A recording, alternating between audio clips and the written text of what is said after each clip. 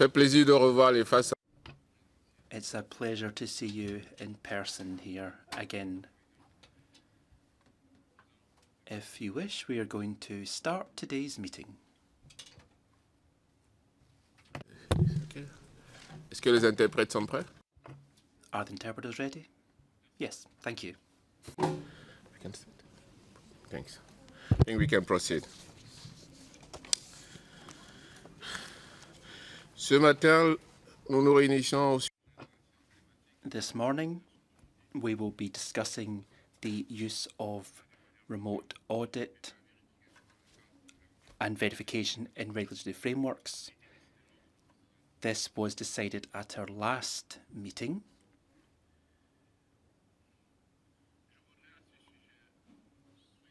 I would like to welcome all the participants to this thematic meeting on use of remote audit verification in regulatory frameworks.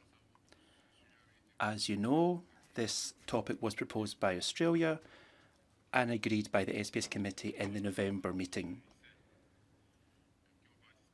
I'm very thankful to everyone who's been involved in organising this thematic session, especially the IT team, the video conference and conference teams, and the interpreters who will cover today's event. The Secretariat and I will try to ensure that we capture any requests to take the floor from those who are physically in the room and those joining via Interprefy. We will try to give delegations the floor on a first-come, first-served basis. Let me now remind you of a few technical instructions so we can facilitate this meeting. If you are taking part online and you wish to take the floor, you have to press the raise hand button. You will be able to see the list of participants who've raised their hands, but you will not see yourself on screen. When several participants request the floor, I will name the next speaker in advance, and you will be asked to put on your microphone and camera, but please keep your microphone on mute at this point and only turn it on when you're given the floor. When you have finished speaking, click on the Stop Streaming button. This will not disconnect you from the meeting. And please note, it will be difficult for the Secretariat at the table to assist you with technical queries during the meeting, so I would ask you to contact them via the email vcsupport@wto.org, which is on your screens. You can also send a message to the Interprefy team via the chat feature on the platform. Before we start, this thematic session is being webcast live on the WTO website. I would just remind you of that. And the recording will be available on the WTO website following the event. Before we move on to the substance of our discussions, Australia submitted a proposal for the committee to consider holding a thematic session on the use of remote audit and verification in regulatory frameworks. The relevant document was circulated as document Gen/1949/Rev1, based on an initial proposal circulated as Gen/1949. At the November 2021 meeting, the SPS committee agreed that the thematic session would take place in June 2022. The final programme is in document G/SPS/Gen/2016/Rev1. It was circulated on 15th of June 2022 and builds on Australia's proposal and includes comments and suggestions from members. In terms of today's structure and the various topics, in the first session, the Secretariat will just present a few relevant provisions of the SPS agreement. In session 2, speakers will give their insights into different forms of remote assessments and links with regulatory frameworks in the context of COVID. Session 3 will provide an update on relevant international standards, guidelines and recommendations, as well as ongoing work related to remote audit. Session 4 will be a roundtable where members will exchange experiences and discuss benefits and challenges associated with remote assessments, including privacy and security issues. Then, in session 5, members and industry representatives will present case studies on the use of remote audit. Lastly, session 6 will bring together panelists in a panel discussion to talk through the opportunities and challenges regarding the future use of remote audit. During the thematic session, I will open the floor to questions from participants and answers.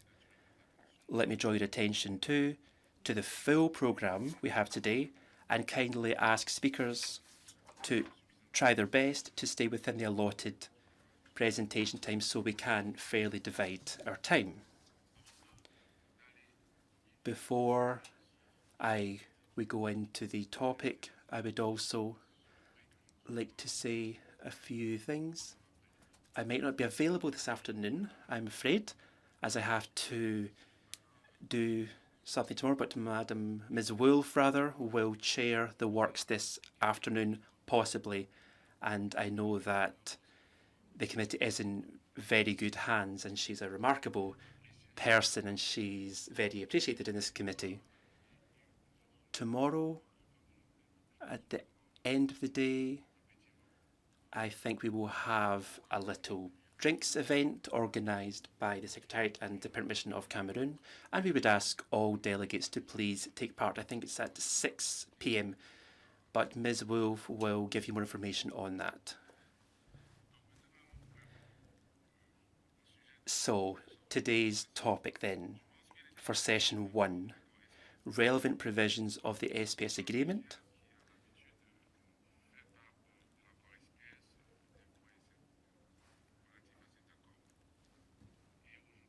Today, we have the voice of Mr. Rolando Alcalá, so you have the floor. Thank you. Merci beaucoup, Monsieur le Président. Thank you very much, Chair. So I will briefly present on Article 8 and Annex C of the SPS agreement, which will be the relevant provisions when conducting remote audits and inspections. So this presentation will look familiar to you if you attended the July 2019 workshop on Annex C or the November 2019 thematic session on approval procedures, which built on that workshop. So if you have a close look at the SPS agreement, you won't find any specific reference to remote, virtual, or audit in the SPS agreement. However, Article 8 of the SPS agreement, entitled Control, Inspection, and Approval Procedures, refers to the obligation of complying with Annex C in the operation of control, inspection, and approval procedures, and ensuring that national procedures for approving the use of additives or for establishing tolerance levels are consistent with the provisions of the SPS agreement. Those Article 8 and Annex C will seem relevant in the context of remote audit and verification or inspection. So, Article 8 establishes an obligation to comply with the provisions contained in Annex C, which defines control, inspection, and approval procedures, and includes disciplines related to these procedures. So, past WTO dispute cases have established that a violation of the provisions of Annex C implied a violation of Article 8. So these two are connected. Now, if we consider Annex C, it contains 3 paragraphs. So first one, paragraph 1, identifies the types of procedures covered and lists obligations related to these procedures in the importing members. Paragraph 2 refers to control requirements and at the production level for exporting members. And the last paragraph reads as displayed on the slide. So nothing in this agreement shall prevent members from carrying out reasonable inspection within their own territories. Now, what is covered by Annex C? So we know that Annex C, which is also entitled Control, Inspection, and Approval Procedures, in footnote 7, clarifies that these procedures include, inter alia, sampling, testing, and certification. Annex C, paragraph 1, identifies the types of procedures covered, being any procedures aimed at checking and ensuring the fulfillment of SPS measures, and undertaken and completed in the context of control, inspection, or approval. So it is worth noting that SPS measures, which are defined in paragraph 1 of Annex A of the agreement, include both substantive requirements and procedures. So therefore, we can have SPS measures that include procedural requirements, which will need to comply not only with Annex C provisions, but also with other provisions of the SPS agreement, for example, with the obligation to be based on science. Also worth noting that no a priori exclusion is contemplated by the SPS agreement. And we can also note that neither control nor inspection or approval are separately defined in the SPS agreement. Now, let's have now a closer look at the obligations contained in Annex C, which will be relevant for remote audit and inspection. We can identify two clauses in paragraph 1A of Annex C, so sub-item A of paragraph 1. Procedures to check and ensure the fulfillment of SPS measures be undertaken and completed without undue delay and in no less favorable manner for imported products than for like domestic products. So now the question is, what is undue delay? Retard injustifié en français o demoras indebidas. So past disputes are referred to unjustifiable loss of time or involving periods of time that are unwarranted or otherwise excessive, disproportionate, or unjustifiable. So what matters is whether there is a legitimate reason or justification for a given delay, not necessarily the length of the delay as such. So, and what is discrimination? So discrimination, or meaning the fact of undertaking control, inspection, or approval procedures in less favorable manner for imported products than for like domestic products, can be established if importing products have been treated in a less favorable manner than domestic products in respect of the undertaking and completion of the procedures, and the imported products which are alleged to have been treated less favorably are like the domestic products which are alleged to have been treated more favorably.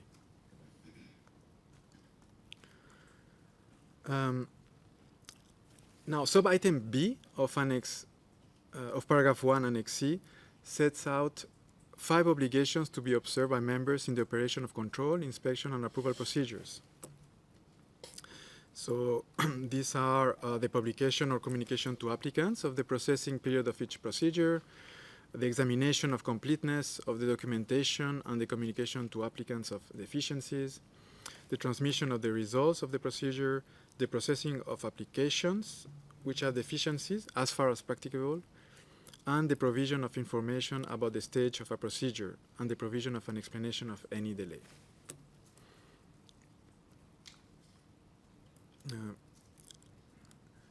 Now, subsequent sub-items in paragraph 1 refer to information requirements being limited to what is necessary for appropriate control, inspection, and approval procedures.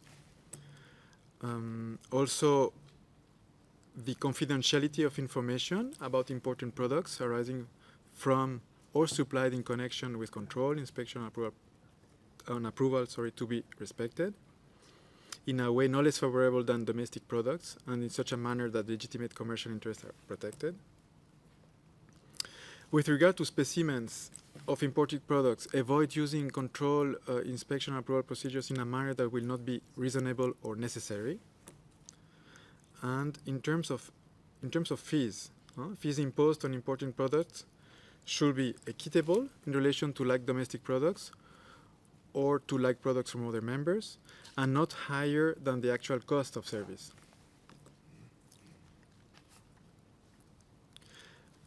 For seating facilities, to use the same criteria in the seating of facilities used in the procedures and the selection of samples of importing products as far as domestic products, so as to minimize the inconvenience to applicants, importers, exporters, or their agents. So this one perhaps would seem less relevant for remote audit and inspection. And whenever specifications of a product are changed subsequent to its control and inspection in light of the applicable regulations, the procedure for the modified products is limited to what is necessary to determine whether adequate confidence exists that the product still meets the regulations concerned. And a procedure exists to review complaints concerning the operation of such procedures. So again, all these obligations, with the exception perhaps of the one related to the seating facilities, will seem relevant for remote audit and inspection. Now we would like to show you some examples of notifications submitted to the WTO. Since the start of the COVID-19 pandemic, we have seen a number of such notifications referring to remote audit, remote inspection, or verification. And here you can see some examples extracted from the new tool, the EPing SPS activity platform, searching for remote or virtual from the free text box.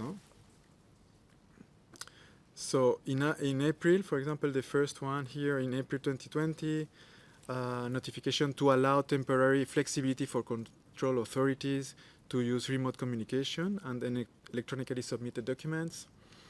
Also in May 2021, another temporary measure to carry out virtual verifications to maintain the flow of trade in mangoes from Mexico to Chile. In July 2021, to allow remote inspection by using information communication technology when on-site inspection cannot be carried out. And then a couple more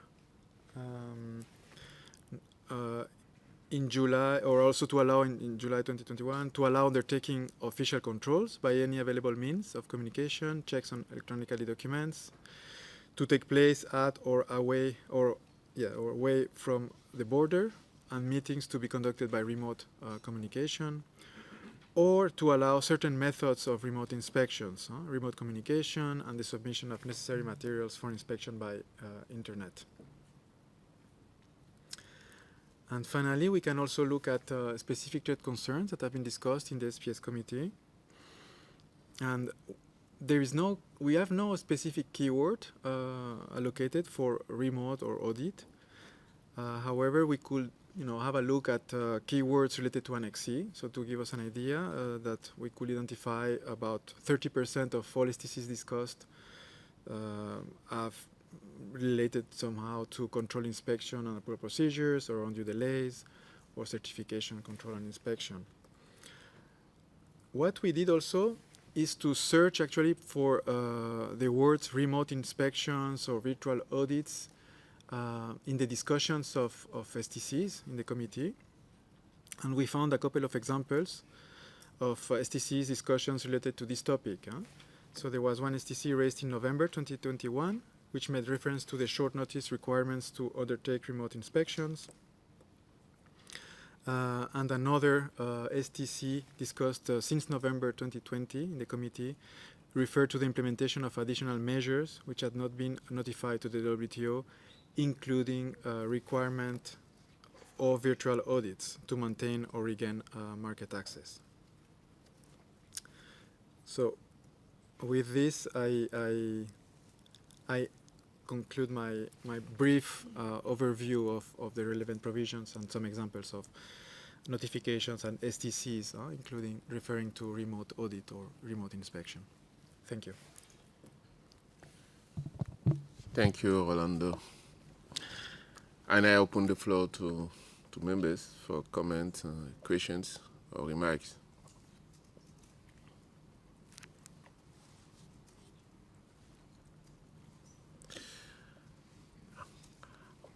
I see none. I thought we'll have some question maybe to see if you can revise the SPS agreement. No, mais I think. Let us move to the next agenda. But I think it's also a sense of flexibility, because agreements should be read in the spirit of the law, but not always being attached to the words. Qu'on dit en français, en fait, faut tenir compte de l'esprit du législateur. In French, we have to look at the spirit of the legislator.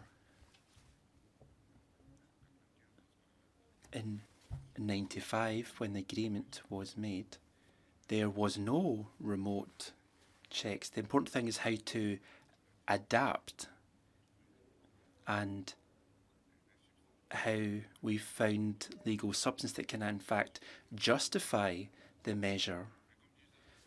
But as I was going to say, that's a very good presentation, and as you... Okay, and so we're going to move on to the second. Therefore, after hearing from Rolando, I understand that Mr. Jean-Philippe Celestino Goy, I hope I pronounced the name well. If not, please, I beg for your indulgence, and Dr. Gabor Molnar are with us in the room in Geneva today. May I ask the other speakers for this session, which is Miss Jenny Louis and Dr. John McEvoy, I hope I pronounced the name well. If not, I beg for your indulgence, to press the raise hand button. I will ask the speaker to please stay online after their presentation until the end of Q&A sessions. First, I would like to invite Mr. Jean-Philippe Celestino Goy, head of the International Audit Divisions of the Ministry of Agriculture, Livestock and Food Supplies of Brazil, to present on remote audit, Brazilian experience. Please, Mr. Celestino Goy, you have the floor. Thank you, Mr. Juteau. You did right. My name is, once again, Jean-Philippe Goy. I am an official veterinarian from the Ministry of Agriculture, Livestock and Food Supply, what in Brazil we call MAPA, and I work in the International Audit Division. Next one. So to start my presentation, I would like to comment first on my first experience with remote audits. When I first knew we would be audited this way, I didn't really think it would work, but in fact it did. It did. Of course, at the beginning we had some issues, but adjustments were made, and now remote audits are almost like remote meetings, quite normal. Yeah, of course we have still some space for improvements. Yeah. So during this presentation, I will focus on the international remote audits, especially the ones carried out in Brazil, in animal products, food business operators, and respective official food controls. Next one.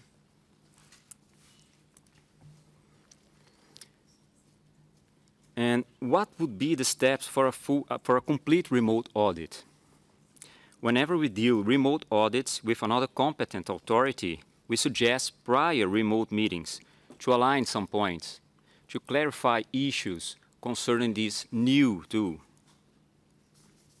In these meetings, several issues are discussed, such as the way the auditee is going to send requested documents, also some practical issues regarding the use of information and communication technology, ICT, the responsibilities that I'm showing here, in this case from the auditee, from the food business operator and competent authority.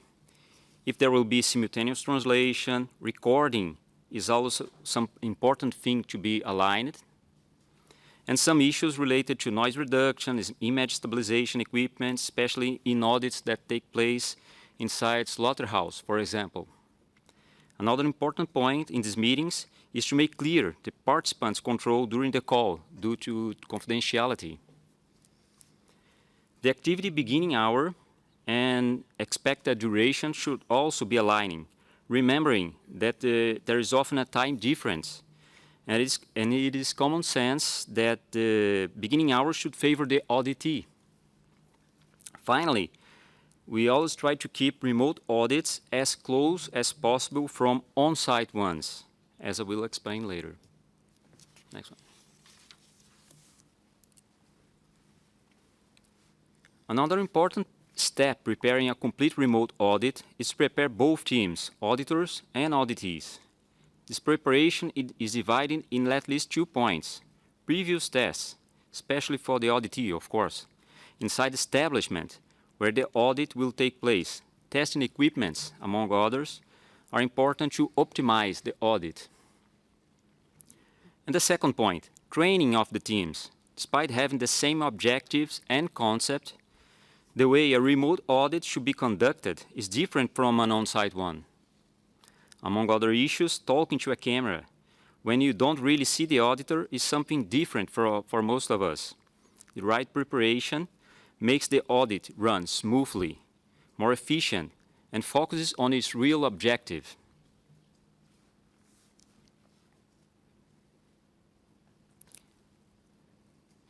And which are the forms of remote assessments that we did in Brazil?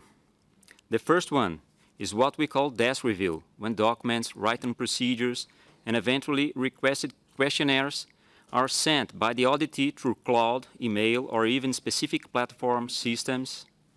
Note that this remote approach is not new, but it's extremely efficient. The second one is the direct observation, which can be carried out inside food business premises.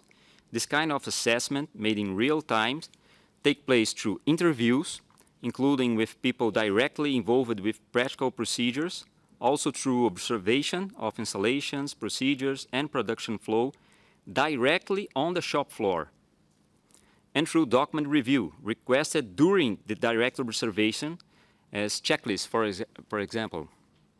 The third one is through footage or recordings that can be sent the same way as desk review. These forms of evaluation can be combined with each other. However, in Brazil, our experience led us to work especially with the combination of desk review and direct observation. We understand that this approach is the closest one to the traditional on-site audit, allowing human interaction, full perspective for the auditor, and intervention whenever necessary. We believe to be the most reliable one.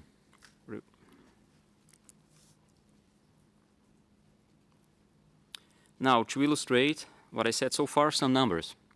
In Brazil, before COVID, in 2018, we had about 200 on-site audits from foreign sanitary authorities.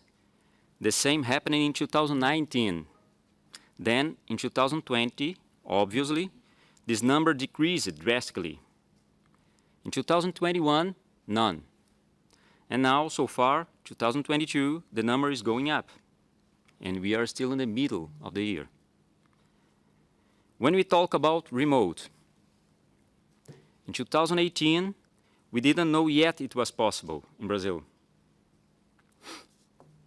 In 2019, before COVID, we received approximately 50 full remote audits. The first one happened in July. And this is an important point. In 2020 and 2021, with more experience, the use of full remote international audits was expanded with more countries. This year, although we are still in June, we already have almost the same number of audits from the previous years. This information led us to reflect that the pandemic was not the motivation for carrying out remote audits. COVID just consolidated the use and expansion of this new tool.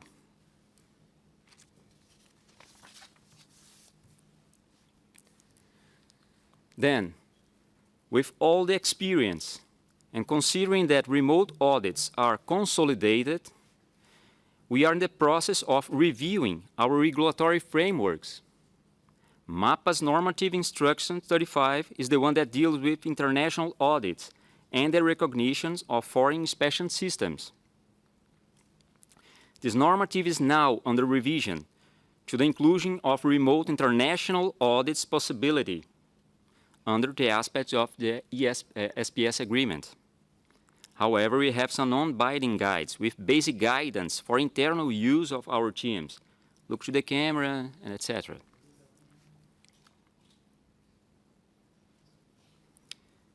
And do we have the same outcome comparing remote and on-site audits?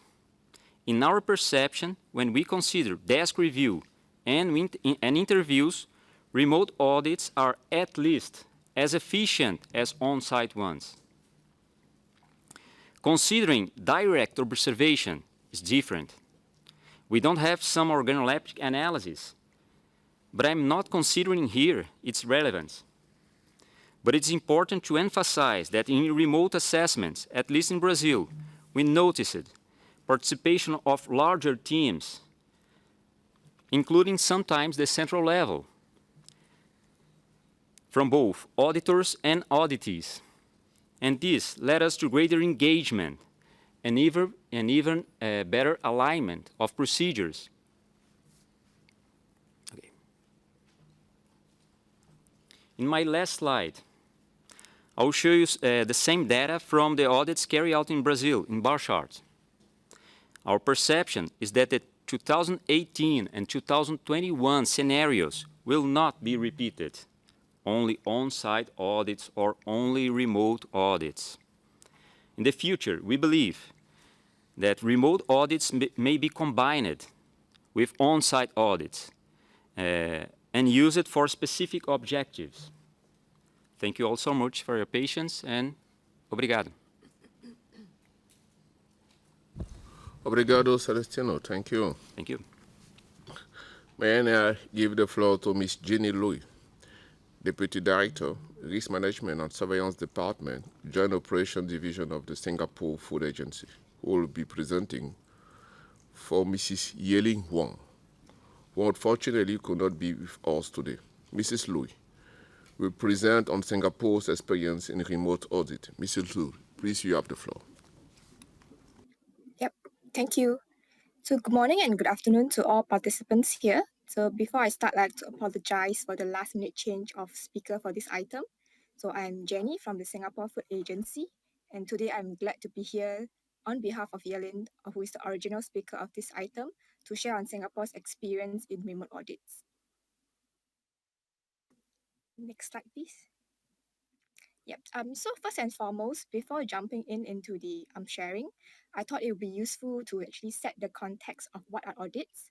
So with reference to the Codex guideline for food import control systems, an audit is defined as a systematic and functionally independent examination to determine whether activities and related results comply with the planned objectives as determined by the auditors.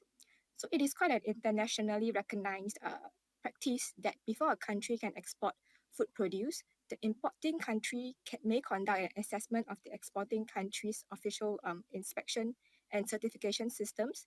This is to ensure that the product certified for export can meet the importing country's requirements. So different countries may adopt different approaches for evaluation.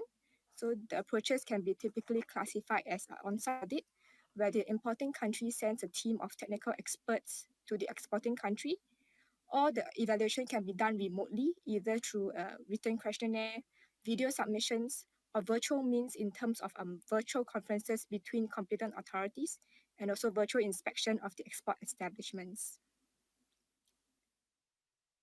Next, please.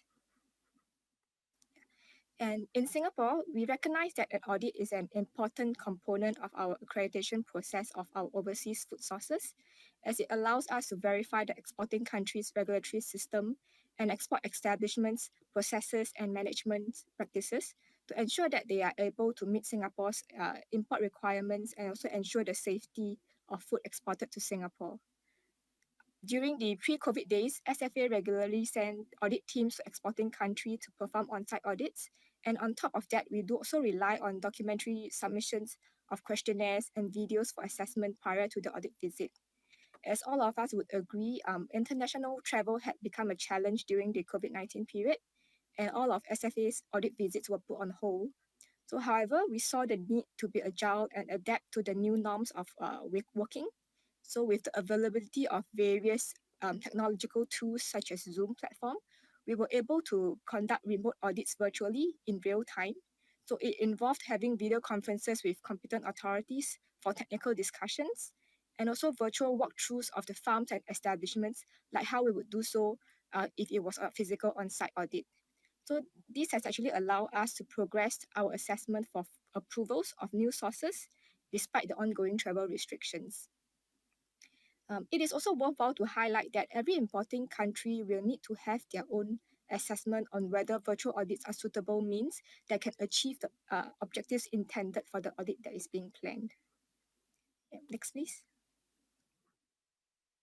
So based on Singapore's experience on remote audit so far, we recognize that remote audit do have its merits, such as saving time on traveling and also saving traveling costs. And because of that, it creates opportunity for more colleagues to be able to join the audit team and to observe the audit happenings online during streaming. And also, the Zoom platform allows the simultaneous interpretation of discussions, and this function has helped to save time on switching between the languages, especially when two countries uses different working languages. And on the other hand, remote audits also have its set of own challenges as well. And the most important factor for a successful virtual audit is actually the stable network connection to allow the live streaming of discussions and also site walkthroughs. However, network connectivity may not be strong in certain parts of a country, especially in rural areas where farms are usually located at.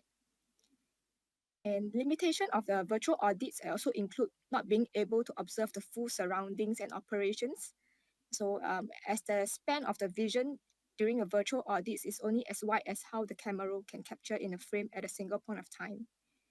And in addition, auditors through virtual audits will not be able to use their sensory cues to pick up any observations through the screen as well. Next. So unfortunately, the COVID-19 situation is stabilizing and countries are gradually opening up the borders, and on-site visits, on-site audits are now being resumed gradually as well. And from what was shared on the previous slide, virtual audits may not have similar experience as an on-site audit, but it can also achieve the same results as what an on-site audit can have. So SFA do recognize that virtual audits can continue to remain as an additional audit tool option in the long run, and would want to build this option into our framework and work processes. So related to this, the CCFIX is developing new work on this area, chaired by Australia and co-chaired by Singapore and Canada. So we will be able to hear more about this in the later sessions as well. So yeah, this is all I have for now, and thank you for your attention. Thank you, Mrs. Floyd. Thanks for the presentation. I will now give the floor to Dr. John McAvoy, Head of Unit F4 of the European Commission Directorate General Health and Food Safety, to present on remote auditing of the operation of official control system in the SPS domain, the experience of EU Health and Food Audit and Analysis Directorate. Please, Dr. McAvoy, you have the floor. Okay, thank you very much, Mr. Chairman, and hopefully you can hear me this time. So I'd like to discuss today our experience in the European Commission in carrying out remote systems audits, both in the European Union member states and also in our trading partners, third countries. So next slide, please. Actually, for 2022, we have a total of 281 controls which are scheduled, of which approximately 172 are audits. These cover EU member states and third countries, roughly in the proportion of 2/3 of the audits in member states and 1/3 in third countries.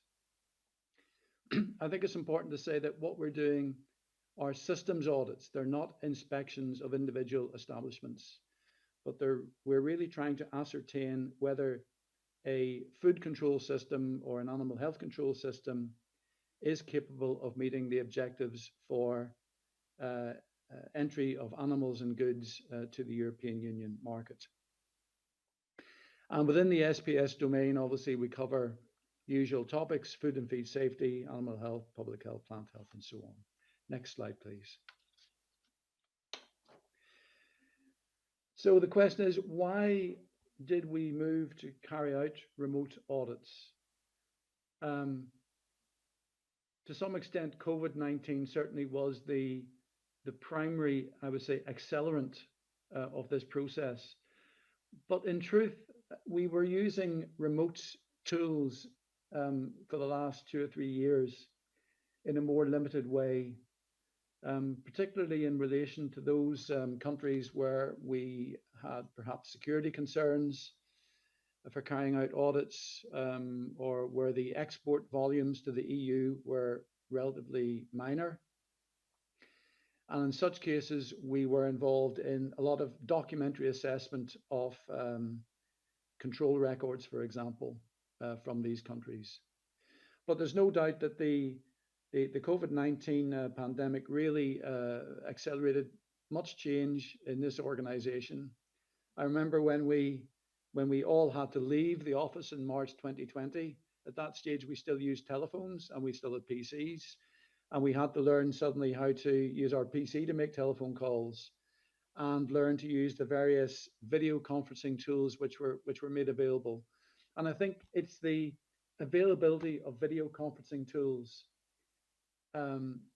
which has probably been the major technology driver towards making remote audits more feasible than they would have been even 2 or 3 years ago. And in our organization, we primarily use Skype for Business and Microsoft Teams. We have used WebEx in the past. But basically what happened after we all were sent home to isolate in March 2020, we had to come up with some way of trying to salvage as much of our audit program as possible in 2020. And we thought for a long time about how we would best organize, or let's say meet the objectives of a system audit without being able to physically set foot in the country. And we carried out our first remote audits in 2020. I think it's very important to stress that the principles of audit do not change. Whether you're doing an audit remotely, whether you're doing an audit as a hybrid exercise with one part remote, one part on site, or whether you're doing audit in a conventional sense where you're visiting a country and visiting various sites, the principles don't change at all. Next slide, please. I think it's very important that, you know, all audits need to have clear objectives. You need to have an audit plan. You should have a pre-audit questionnaire, which of course is tailored to what you know already about the auditee, about the country. Regardless of whether it's remote or hybrid or on the spot, you still need to gather evidence. You need to request it, collate it, assess it. And of course, this evidence is really there to try to, or will help you ascertain whether the control system that you're looking at, it actually works. And whether it contains the various, let's say, building blocks that really would be a prerequisite for an effective functioning control system. Things like the legal basis of carrying out controls, whether staff are adequately trained, whether they're working with documented procedures, they understand what they're doing. You can obviously look at control records, examples of what they have done. And of course, enforcement, what powers they have to take regulatory action in the event that the control that they have performed has identified problems in that establishment. And of course, it's very, very important to have clear reporting modalities. And Jean-Philippe mentioned some of these earlier in his talk. Very important that the auditee is very clear what's going to happen and when, that they have an opportunity to comment on the factual accuracy of the report, and so on and so forth. So basically, these are the three. On the right-hand side of the slide, you can see that the three questions we really ask when we're trying to ascertain whether a remote audit works or not. Is there a system in place? Can it work? Does it have all of the requisite building blocks to enable it to work? And then the vital question is, does it actually work in practice? So if I could have the next slide, please. So this is really the crux of the matter, in my opinion. What are the differences between the remote auditing approach and the conventional auditing approach? And fundamentally, I would say that our ability to verify how controls are performed is rather limited, because unlike some of the previous speakers, in this organization, we have decided that we're not going to virtually visit operators as examples of how the competent authority has carried out a control to verify compliance with EU rules. And we've done that for a variety of reasons. We have tried it, I have to say, in some cases, and we found it has not been very successful. And we're focusing really more on the control framework, documentary procedures, records of controls, training records, that sort of stuff. The competence of the staff on paper, really. And of course, focusing on these areas really allows you to see, firstly, is the system in place and can it work in theory? But does it work? In many audits, our only evidence of does it work is indirect evidence. So, for example, if we're looking at trading partners, you know, if there's a high rate of alerts in the rapid alert system for food and feed, that certainly would be an indication that there could be a problem with the control system if non-compliant goods are being intercepted at the EU border. But I'll speak a little bit more about this as I move on in the presentation. With regard to the reasons why we haven't actually done this. Anyway, what challenges have we faced? Previous speakers have referred, internet connectivity clearly is an issue. I would say people's experience with video conferencing, certainly in the early days of remote auditing, we had a lot of problems. I mean, even this morning, I had problems connecting to this meeting because my microphone wouldn't work. So I ended up, I had to change location to conduct this talk. But I think it's fair to say in the early days of remote auditing, there was a lot of familiarization going on, both on the side of the competent authority and also on the side of our audit teams. Interpretation for us is and has been, let's say, difficult in the remote settings. Now, clearly, our preferred means of interpretation would be simultaneous. It's by far the most efficient way of doing it, but not always easy to set up. Depending on because much depends on the facilities that the auditee has, for example. We have done it with three-way interpretation, for example, interpreters sitting in Brussels, the audit team sitting here in Grange in Ireland, and the auditee sitting in whatever country they're sitting in. And it has worked, but it's challenging to organize, I would say. Attention span. People haven't really mentioned this so far, but in our experience, people can more or less cope with half a day of a remote meeting. Any more than half day, it becomes very, very difficult for people to basically stay awake, stay focused on what they have to do. Screen sharing is another issue where we have found problems. Firstly, there's no doubt it's faster if you're sitting in a room with a competent authority to physically go through paper documents than it is to share them on screen, especially very, very long documents.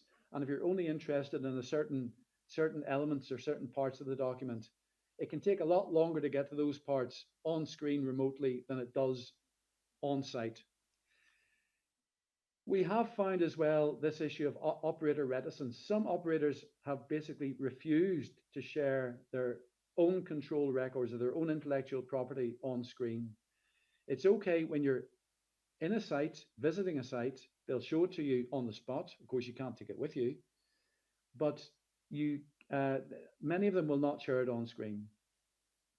And this is quite important when it comes to actually verifying whether the control system actually works effectively or not. Speed of information processing. I mean, I kind of alluded to this in terms of the attention span issue. I think there's only so much information people can take in electronically compared to on-site. Ensuring that the most appropriate people are present and actually participate in a remote meeting is actually quite difficult. You could have people joining like this on a one-to-one basis through their PC. You could have people in a large meeting room. Oftentimes when you're physically present in the meeting room, you know exactly who is who. You've had all of the introductions, and you know who's in the central level, who's in the regional and local level. And sometimes you may want to ask a question of a local inspector or a local official. But the way that video conferencing works in a large room, sometimes you're not sure who's actually answering the question. And you could be getting the answer that the competent authority, the central competent authority, wants you to hear, and it's not actually the answer from the person you want to answer. The time span of the exercise, it depends. I mean, we have different approaches to some extent in this office. Some people have tried to run them more or less like a conventional audit, where you do it over maybe a 2-week period. Other units, such as my own unit, have taken a longer view, where we've had much more correspondence and documentary assessment and clarification meetings with competent authority, maybe over the period of a month. So the total number of audit days may more or less be the same, but the duration over which the entire audit has taken place is much longer. And that itself actually poses problems as well for the audit teams here, because they're usually involved in several audits, which are at different stages of their execution. And then I put in brackets the last point: storage of and use of images, personal data, recording of operators, and so on. This is obviously an issue which has been raised by other speakers, and I've heard it mentioned that there could be issues with capturing, for example, the images of people working in establishments, whether or not you need their express permission to have that on file. It very much depends on the data protection rules which apply in the country. And that's probably one other reason why we are not so keen on looking at on-site visits. I mean, other examples, ruling out on-site visits, and we've tried them in laboratories. I know other people have tried them in slaughterhouses, for example. The noise in a slaughterhouse can make it very, very difficult to ask questions. Because you're not physically in the slaughterhouse, as Jenny said in her presentation, you're not seeing the sort of things that you would necessarily pick up if you're physically present, because you're relying on someone holding a camera and holding it still to show you what you want to see, and you may not, they may not necessarily be inclined to show you things which they may not want you to see. Our experience in the laboratory has been that it's okay for a guided tour of a lab, but if you want to look at chromatograms on a mass spec, for example, it's very difficult. The screen resolution is usually not good enough, and of course you need you need a tripod and a good quality video camera of some description to capture that information. Okay, next slide, please. Well, what have we learned? Well, certainly they are possible.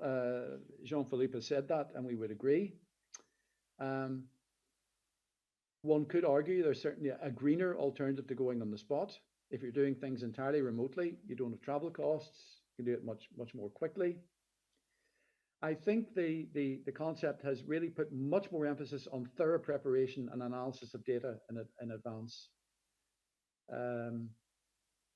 Absolutely, I think the remote audits have shown us this. When does the audit proper begin? This is an interesting question, because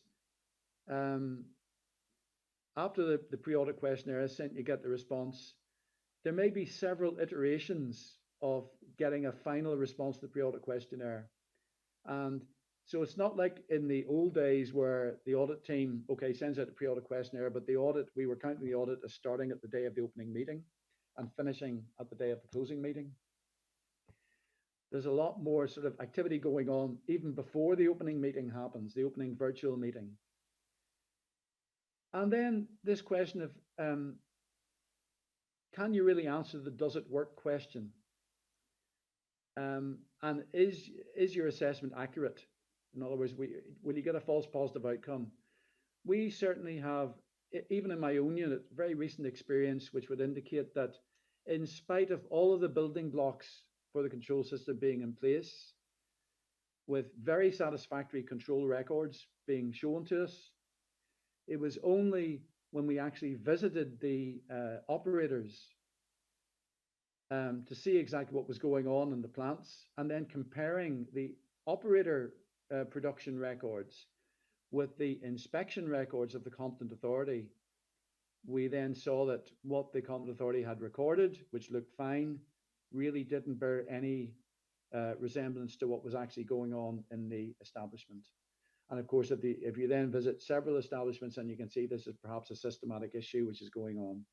So it could well be that indeed you will make a conclusion on the fitness for purpose of a control system, but there is always a possibility that the outcome that you come to, or the decision you come to, may not actually reflect reality if you haven't had a chance to sample actual examples of sites which are being controlled by the competent authority. And finally, I would say some topics are definitely more suitable for remote audits than others. I would say residue controls in food are an area where I think we probably could do much of it remotely. For example, you can request analytical method standard operating procedures, validation data, raw data chromatograms. That can all be sent by email. That can be reviewed and discussed in a virtual meeting with the laboratory personnel. Certainly that can work. I think another issue is that the ability to have more people or more specialists on the audit team side involved for discrete areas of the audit, that's definitely a big advantage, and we found that as well. So rather than have 2 people on an audit team physically visiting a country, if you're doing it remotely, you may have 4 or 5 people on the audit team for various discrete areas that you're looking at, and that's an advantage. Okay, next slide, please. Yeah, this is just a summary of really what we've done remotely since March 2020. We really started in September 2020, of course. Again, the majority of these have been in member states. 70 of them are up on our website. An easy way to tell whether it's a remote audit or hybrid audit or a normal audit, so to speak, is in the title. If it's an audit off a country, it's either remote or partly remote. If it's an audit in a country, that means we're actually in the country. So you should bear that in mind. In terms of the future of remote auditing, well, we have definitely decided in our directorate that certain elements or the lessons we've learned from remote auditing, we will take forward and are taking forward into the future. And in fact, our default position now in this directorate is to have hybrid audits, where we are doing as much as we can remotely, and then we are targeting our visits on the spot to specific operators or sites as examples of how the competent authority control system actually works in practice. So I think that completes my presentation. Thank you very much. Thank Dr. McElvoy. You used our credit time that was allocated to other members, and I think you owe them some money because the time left was used by you. But nevertheless, it was so good listening to what the experience of EU. So let us go to the next speaker, which is the last but not the least, Dr. Gabor Molnar, Associate Industrial Development Expert from the United Nations Industrial Development Organization, UNIDO, who will present on the STDF UNIDO project preparation grant on remote expansion practices in food safety for improved trade. Dr. Molnar, please, you have the floor. Thank you very much, Mr. Chair. Good morning, everyone. Thank you very much for this excellent presentation. You actually slightly reduced my speech by this excellent presentation, so I tried to be brief today and allow to more question and answer afterwards. So the slides. Perhaps meanwhile, I would like to mention that UNIDO has recently also published a report on remote practices in conformity assessment services, which is basically focusing partially on food safety, but it's also touching upon a couple of areas related to quality infrastructure. In my today's presentation, I'm going to talk about remote practices and basically some basic information on the responses which we have received through a survey we have conducted as part of this project preparatory grant. So I would like to mention that this survey was circulated in a couple of forums, including the SPS committee, as well as CICIFIX and the Arab Food Safety Task Force. And we would like to recirculate this survey in order to receive more responses in the future. With regard to the methodology of the analysis which we would like to conduct, we have basically formulated a multiple choice question survey trying to assess the extent of applying remote practice in public and private food safety control.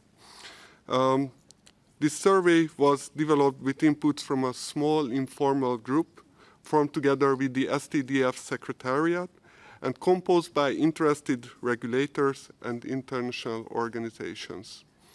Perhaps if we could jump to slide 3, because I'm there, so I just went direct to that point. Thank you very much. So after the finalization of the content, the survey was translated to 4 languages: English, French, Spanish, and Arabic, and we circulated among those different fora. As part of the analysis of the information, we will develop a written report for the sake of facilitating discussions among regulators participating in electronic working group of CICIFIX on remote audit and verification in regulatory frameworks. On the slide, you can see a brief snapshot of the work which we are planning to do and the different stages in order to arrive to the findings of the analysis. Next slide, please. Thank you. So overall, we have received 113 responses. In multiple cases, inputs were consolidated by different competent authorities within one jurisdiction, which they did themselves. In other cases, we received multiple responses from one country. In terms of composition, 81% of the respondents were competent authorities, but substantial inputs were also received from food manufacturing and trade association who applied remote audits on their members. Next slide, please. In terms of geographical location, we have mostly received responses from the Americas and Europe. And we would like to strongly encourage also other countries, interested parties, to provide inputs, particularly from Asia and Africa. And not only those who are applying already remote practices, but also those who are interested or they have concerns in this regard to better understand their approach. Next slide, please.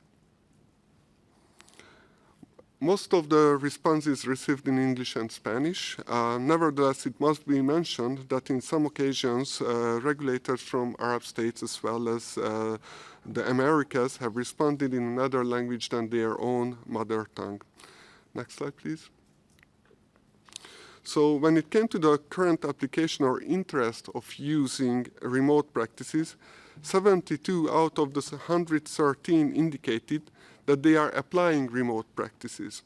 Out of the remaining 41, which answered no or I don't know, only 5 responded that they are not considering applying remote practices in the future. Next slide, please. So overall, the data has told us that there were remote practices applied in official inspection by competent authorities, replacing visits due to social distancing, remote audits conducted by certification bodies on voluntary third-party assurance programs, remote audit and verification in regulatory frameworks, which we just heard recently, and remote assessments conducted by industry associations on their members. Next slide, please. So based on the received responses, we have identified several preliminary findings. I must reiterate that further in-depth review of the received data will take place in the upcoming months, and we will aim to share this information in all relevant platforms. 90% of the respondents started to apply remote practices in the past 2 years, mainly due to the COVID-19 outbreak. So far, remote inspection and audit practices could have multiple forms using data as well as telecommunication platforms, which you have heard before. Since no formal evaluation is being conducted according to the majority of respondents, it will be difficult to evaluate the extent of the remote practices success in terms of improved food safety outcomes. When it came to the exchange of information with food businesses, the use of the real-time platform is the most widely applied form of communication, followed by email exchange. Structured data sharing through a platform is still very limited according to the responses. Next slide, please. I would also like to highlight a few barriers we have identified from the responses. Firstly, there is an overlap in the use of terminologies when it came to food control assessment and quality assurance practices. This might be recommended to be considered in the future. The responses show that there are large and unstandardized data collection practices by different actors without compatible platforms for data sharing or agreed data frameworks. In addition, the majority of those who does not currently carrying out remote activities identify lack of protocols and internationally accepted guidance as the reason for not doing them. Training and capacity building of personnel in competent authorities was also highlighted by some respondents. And of course, internet access still remains a major challenge to undertake remote practices. Finally, 40% of the actors were also lacking essential evidences, for instance, photos on food premises or basically data to be shared, as we heard from the European Commission. Despite this issue, there was still a high level of confidence by the respondents on the accuracy of information being shared by food business operators. As mentioned before, I would like to strongly encourage those who did not fill in the survey to do so, thus also allowing us to have a better understanding on current remote practices. I also would like to mention that UNIDO, in collaboration with STDF and the Government of Australia, will organize an international forum between the 3rd and 5th of October this year, where data-driven innovation in food safety, including remote audit and verification, will be further discussed among partners. The event will be in blended format, and I would like to ask you to register on our Eventbrite website. And basically, this will also indicate to us that if you would like to participate in person or perhaps remotely. Next slide, please. Thank you very much for your attention, and I would be more than happy to answer any questions you might have after the last intervention, which is probably me, and also basically in the break if you would like to approach me. Thank you very much. Thanks, Dr. Molnar. I think this ends the presentations. May I now open the floor for questions, answers, eventually remarks and observations. I see Australia. Australia, you have the floor, please. Thank you, Chair, and good morning to all of our colleagues and panellists. A great discussion so far. Really, it's a comment or a reflection to the room. We've heard 4 experts, and we've heard confidence, we've heard work in progress, we've heard that actually this was happening before COVID, and COVID has just sped it up, and a continual challenges and work in progress, and potentially a need for guidelines and the like for us all. So I guess I'm really interested to see further, as this discussion develops today, to see if this is where we end up or further taken forward. So particularly interested in encouraging people to continue the survey with UNIDO and look forward to further discussions. Thanks so much. think Australia. I think there's a second Australia online. This is, I think, I don't know if this is, you have the floor, I think, Nicola Haldane.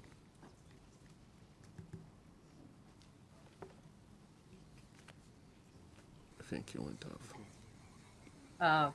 Good evening, and thank you very much, Mr. Chair.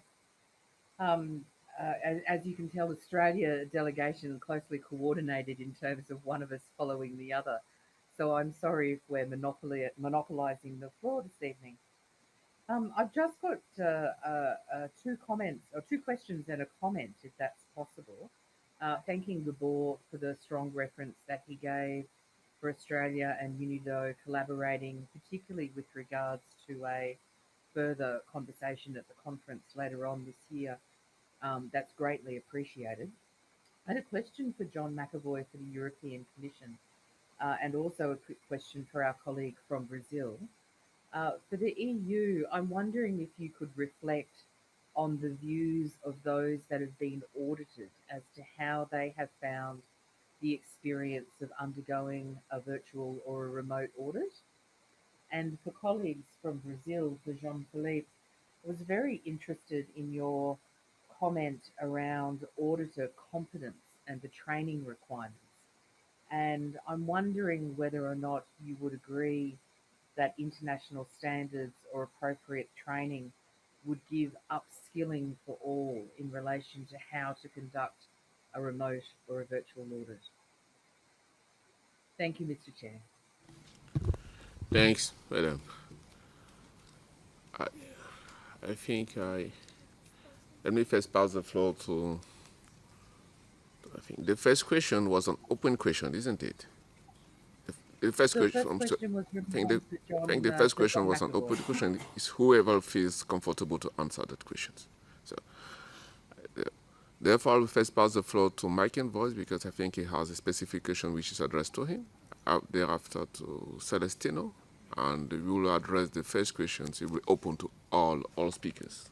So, Mr. McEnroe, you have the floor, please. Okay, thank you. Some of our auditees have said that they would have much preferred a physical audit on spot because of the length of time that the entire exercise took. And these are actually member states that we're talking about here. So they thought that it would have been more efficient had we physically visited there for 5-6 days rather than conduct a remote audit over a 2-week period. That's all I can say. Thank you. Thank you. Mr. Celestino, you have the floor. Thank you. So that's an important point, the international guidance, yeah? So concerning training and preparation, of course, we do that in Brazil, as I explained it. And that's an important point to have a direct conversation between auditees and auditors and preparing our team concerning the auditees. It's important. Of course, we still don't have an international guidance.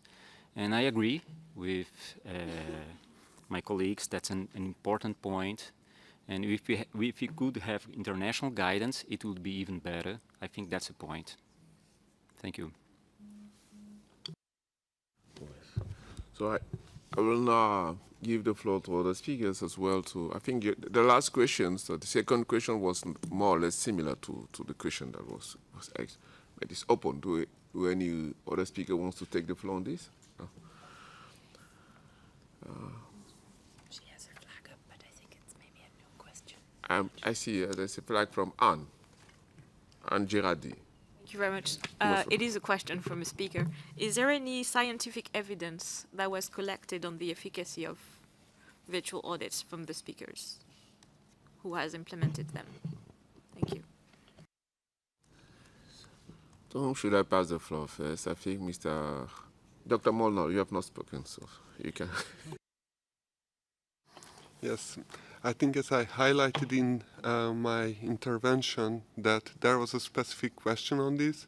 Unfortunately, in many occasions, this was not actually benchmarked or evaluated from the beginning, but we also have to take into consideration when the COVID-19 pandemic hit us, it happened so rapidly that many of the stakeholders were not ready for it, and they had to very rapidly switch to an alternate working modality. So I think that would be my response to the scientific evidence. Thank you. Thank you. Do anyone else wants to supplement what Dr. Mona has said? I see none, so I will pass the floor to Mrs. I think Mr. Anwar Hussain Shaikh from India. You have the floor, please.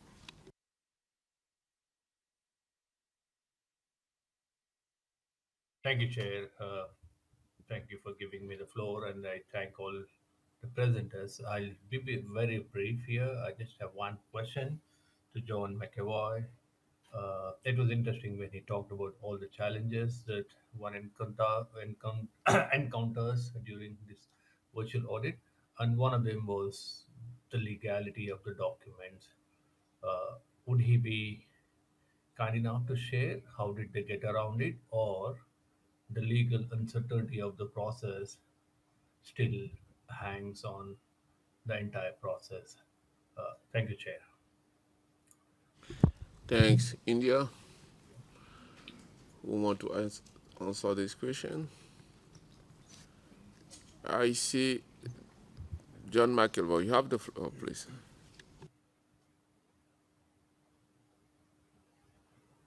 Documents, I think you're talking about the operator records that I mentioned. Yes. Yes. Well, the only way we got over that problem actually was by visiting the operators. There was no way to get over that. We had operators who simply refused to share their documents in a remote setting. And luckily, this was at a period when we could actually travel. But had it been in a period where we couldn't have traveled, there was not much we could have done about it, to be honest. We would simply have to rely on the information given to us by the competent authority. Thank you. Thank you. Okay, this said, maybe before moving to the next, I have a question. Based on what we had, based on the challenges and I think benefit from this type of inspections, is it possible that in the future on standardization we have a two-step approach? The first one will be on remote, and the second one, which will be mainly on site inspections. Can we foresee such scenario in the future? It's to whoever wants to answer. Thank you very much, Mr. Chair. I think it's already happening in certain occasions. So we also saw that there were certain volunteer third-party programs which definitely use the blended format. Very often they refer to this as a blended approach, where you are applying a remote practice as well as visit and basically reducing the required inputs. Now, to become this as a standardized format, I think it's important to consider also the developing country context because there will be certain challenges when it will come to digitalization and rolling out on a larger space. So perhaps that would be my only observation, that we need to see the developing country nature also of applying a blended format. Thank you. Thank you. So I think this answers this item, and let us move to the next item. So let's proceed to session 3, which focuses on the relevant international standard guidance and our recommendations and other ongoing work related to remote audit and other forms of remote assessment. I understand that Mrs. Anne Gerardi, Mr. Howard Papola, and Dr. Anneli Doyce are with us in the room in Geneva today. And I hope I pronounced your names correctly. If not, please, I beg for your indulgence. May I ask the other speaker for this session, which is Mrs. Nicola Hender, to please press the raise hand button and to stay online after your presentations and until the question and answer sessions. I would first like to invite Mrs. Nicola Hender, Chair of CCFICS and First Assistant Secretary of the Exports and Veterinary Services Divisions of the Department of Agriculture, Water and the Environment of Australia, to present on Codex development guidance on the use of remote audit and verifications in regulatory frameworks. Please, Mrs. Hender, you have the floor. Thank you very much, Mr. Chair, and thank you again to all delegates for the warm welcome today. My name is Nicola Hinder. I'm the First Assistant Secretary of our Export and Veterinary Services Division in the Australian Government. So essentially, I'm the representative for the competent authority in Australia for the export of animal and animal products coming from Australia, as well as non-prescribed goods. I also have the immense pleasure of being the chair of the Codex Committee on Food Import and Certification Systems. And so it is in both hats that I'm appearing this evening in Australia and the afternoon in Geneva. I'm going to provide a short presentation on CCFIX and the work that it has underway in developing guidance on the use of remote audit and verification in regulatory frameworks. I'm also going to be moderating the next two sessions.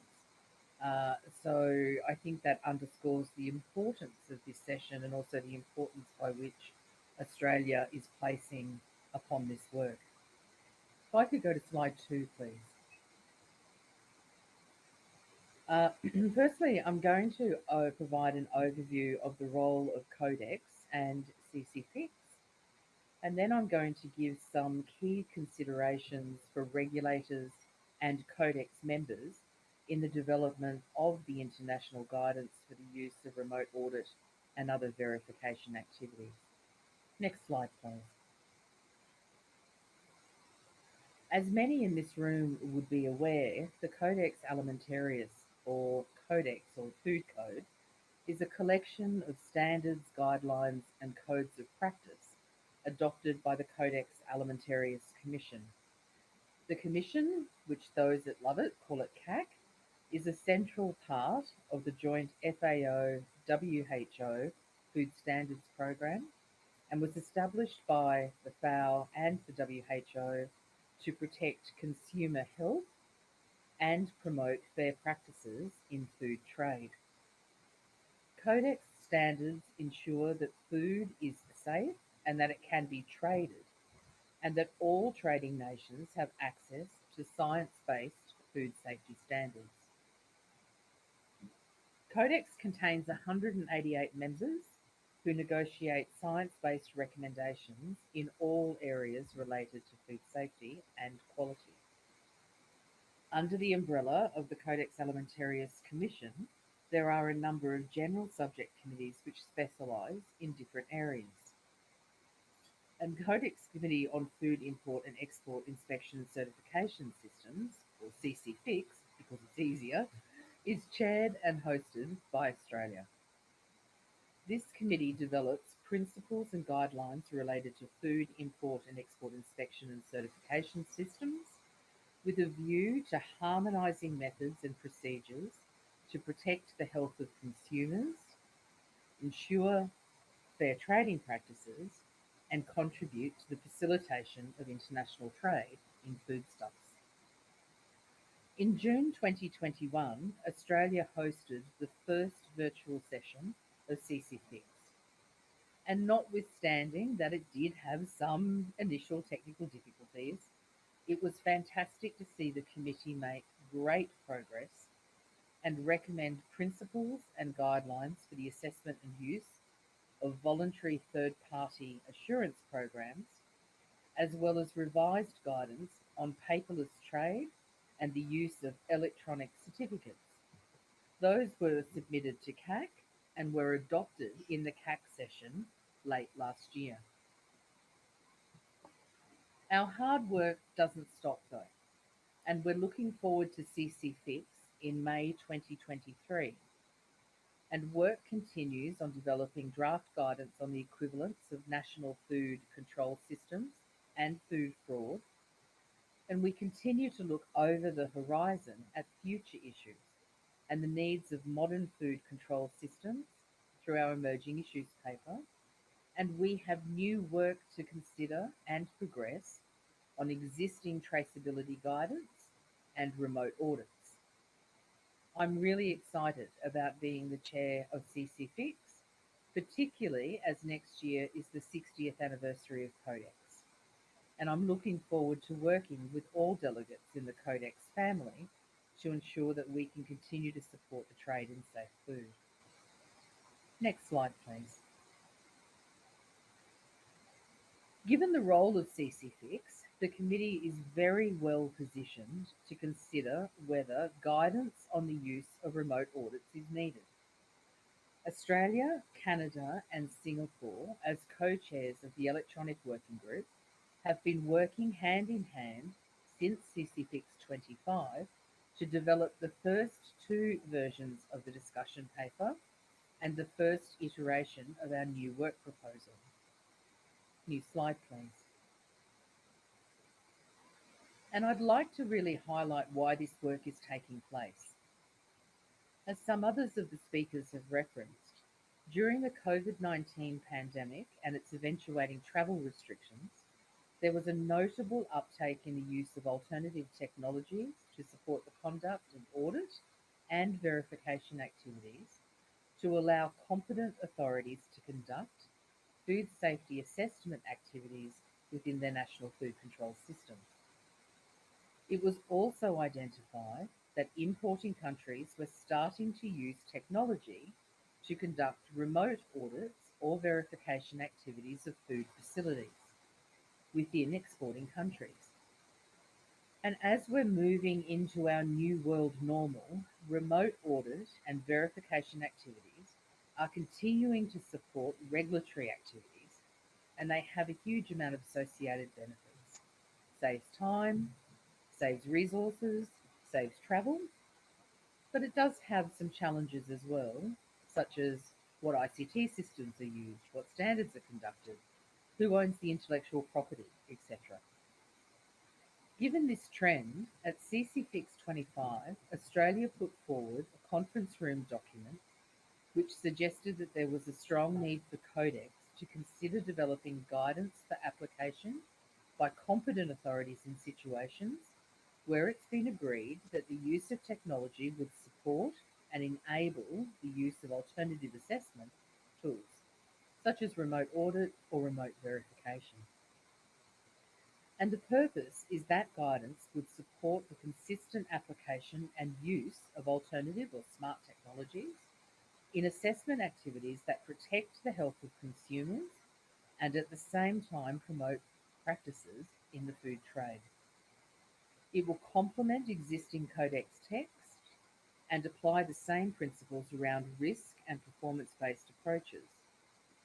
But international guidance will also establish a shared understanding on the application of remote audits to ensure that it is not unnecessarily trade restrictive. It also directly supports the Codex Strategic Plan goals, which include to address current and emerging issues in a timely manner and enhance work systems and practices to support the efficient and effective achievement of all Codex goals. Next slide, please. The development of the guidance is in progress and it's ongoing. Discussions on developing the guidance were first introduced at CC Fix in May-June 2021, and since then, support has been expressed throughout the Codex hierarchy, including at its executive meeting of last year and CAC 44 in November. An electronic working group has now been formed under CC Fix to design how the guidance should take shape. Canada, Singapore and Australia have issued 2 iterations of the discussion paper, and one iteration of the new work proposal. And I understand that members of this EWG have been actively involved in providing valuable comments. Just a minute, While Miss Nicola. We have a little issue with interpretations. The interpreters respectfully inform participants that this speaker will not be interpreted, as the sound is potentially harmful to interpreters' health and is insufficient for simultaneous interpreting.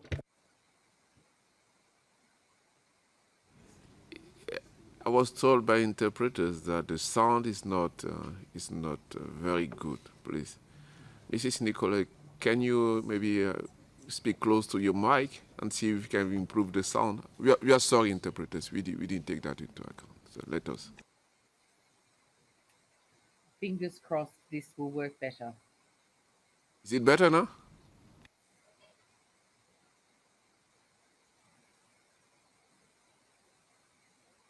I'm afraid it's not. Increase the volume of your mic.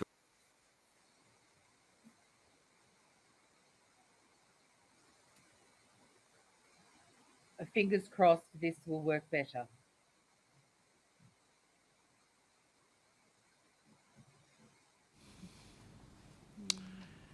It's not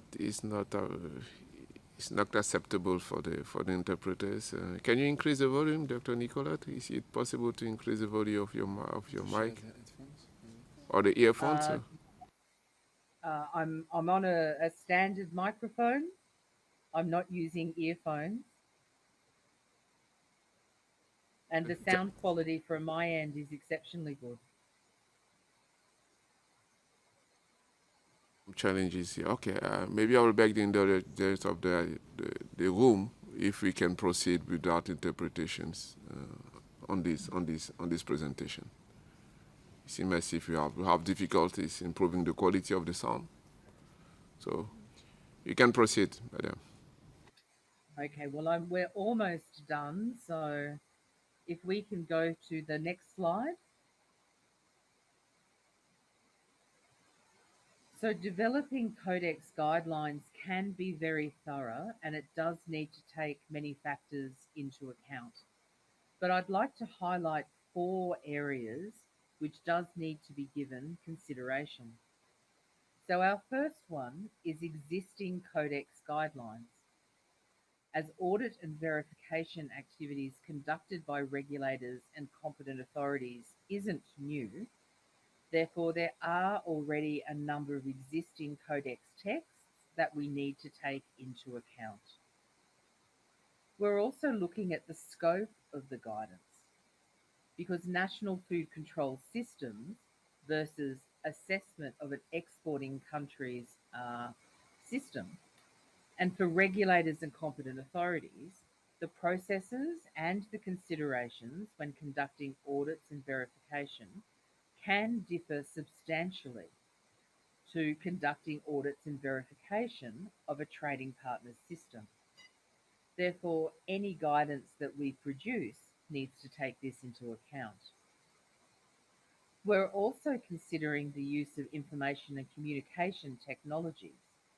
As remote auditing is a new and emerging field, there's a lot of technology being developed in order to support it. Any guidance developed, therefore, needs to be able to account for the dynamic nature of new technology and not specify or mandate any one form of technology. And guidance will therefore need to take into account the different levels of ICT infrastructure and capability for food businesses and Codex members. Lastly, and the most important, I think, considering we are in the WTO, it's helping to facilitate trade. Conducting audits and verification activities remotely can have significant benefits, especially around travel and cost efficiency. However, it is important that as it becomes easier for regulators to be able to conduct audits or do verification for another trading partner, that tools are used appropriately and they do not unnecessarily increase the frequency or the burden of those being audited. Last slide, please. To conclude, remote auditing is an emerging area and has the potential to offer significant efficiencies. It's therefore timely that we work together in Codex for the development of international standardized guidance to support the consistent application and use of alternate technologies for audit and verification purposes that protect the health of consumers and promote the fair trade in food. It's also important to recognise that remote technologies are just one tool in verification practice, and they don't replace conventional procedures, but they should be considered in the context of a supplementary tool and used as appropriate. Thank you so much for your attention, and I'll happily take questions on CCFIC's work at an appropriate time as agreed by the Chair. Thanks, Mrs. Hinder. Let's move to the next presentations, which will be done by Dr. Amneli Doyce, Agricultural Policy Analysis of the Trade and Agriculture Directorate of the Organization of Economic Cooperation and Development, OECD, who will present on ongoing work on remote audit at the OECD. Please, Dr. Doyce, you have the floor. So hello everyone. So first of all, I would like to thank the organizers of this thematic session for the chance to share ongoing work on remote audit at the OECD. My name is Annelies Deus. I work at the Trade and Agriculture Directorate, where I lead the work on agricultural trade. So as we have already heard in this thematic session, the COVID-19 pandemic has generated a rapid shift to using remote audits. And after 2.5 years of intensive use of remote audit, it's time to make up a preliminary balance. What works, what doesn't work, and where do we go from here? And that's exactly what we're doing with this project. We want to understand what have been countries' experiences to date and what lessons can be learned. So the OECD has received a voluntary contribution from Canada to conduct this research, and I'm not doing this work alone. I am very fortunate to be working with Ms. Stephanie Honey on this project. Next slide, please. So first of all, let me give you a project outline. So the project is composed of 3 parts. In the first part, we have an overview of concepts and definitions, namely what is meant by remote audit, which are the technologies that are used, and also what are the policies regarding remote audit in different certification bodies. The second part are then the case studies, where we are describing countries' experiences. We will cover both importers and exporters and the public and private sector, and we will also do a preliminary cost-benefit analysis. And then the final part are key findings and lessons. The approach includes a literature review and a series of interviews with regulators and officials, businesses, and other stakeholders. And in addition, we would also conduct a questionnaire aimed to inform the preliminary cost-benefit analysis. We intend to finalize the report by December of 2022. So we have just started with this report, and so I must stress that we are still at the very early stages. We've only undertaken 6 interviews to date with officials and regulators from different OECD members. And so in today's presentation, I will focus entirely on some of the interesting insights that are emerging from those initial interviews. And of course, we're planning a lot more interviews, so those findings will evolve as we gather more information. Next slide, please. So first, in terms of the basic building blocks, we noticed that there is a lack of shared definitions. First, around what constitutes a remote audit.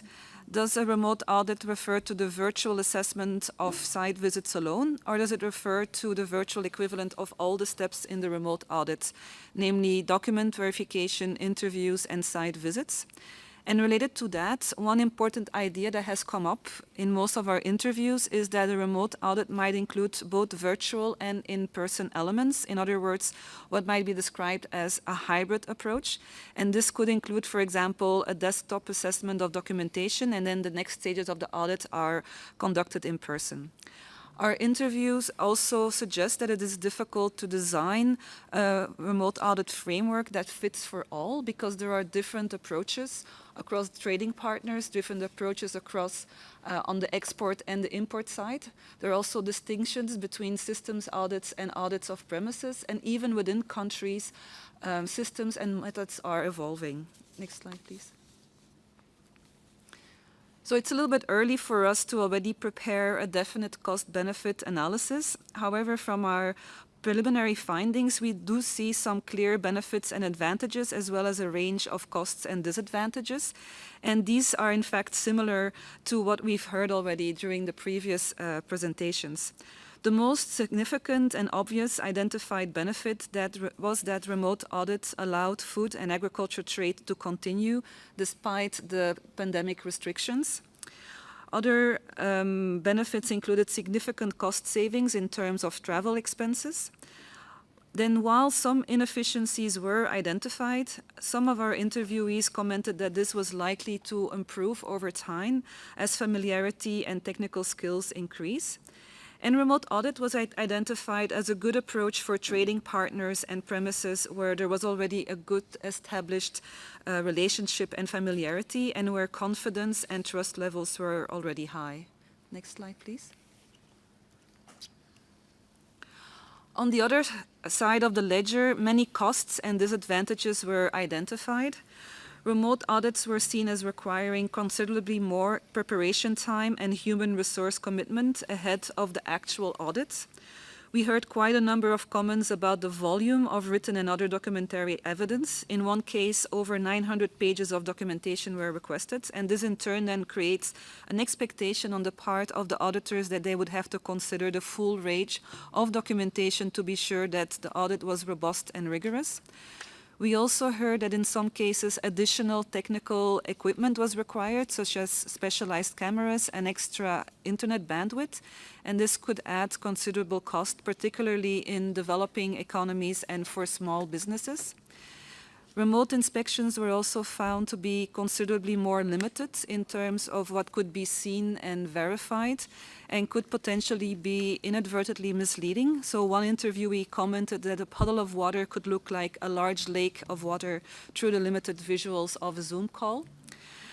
Remote inspections also meant that auditors were not able to make use of the full range of senses, for example, the sense of smell or visual clues around body language.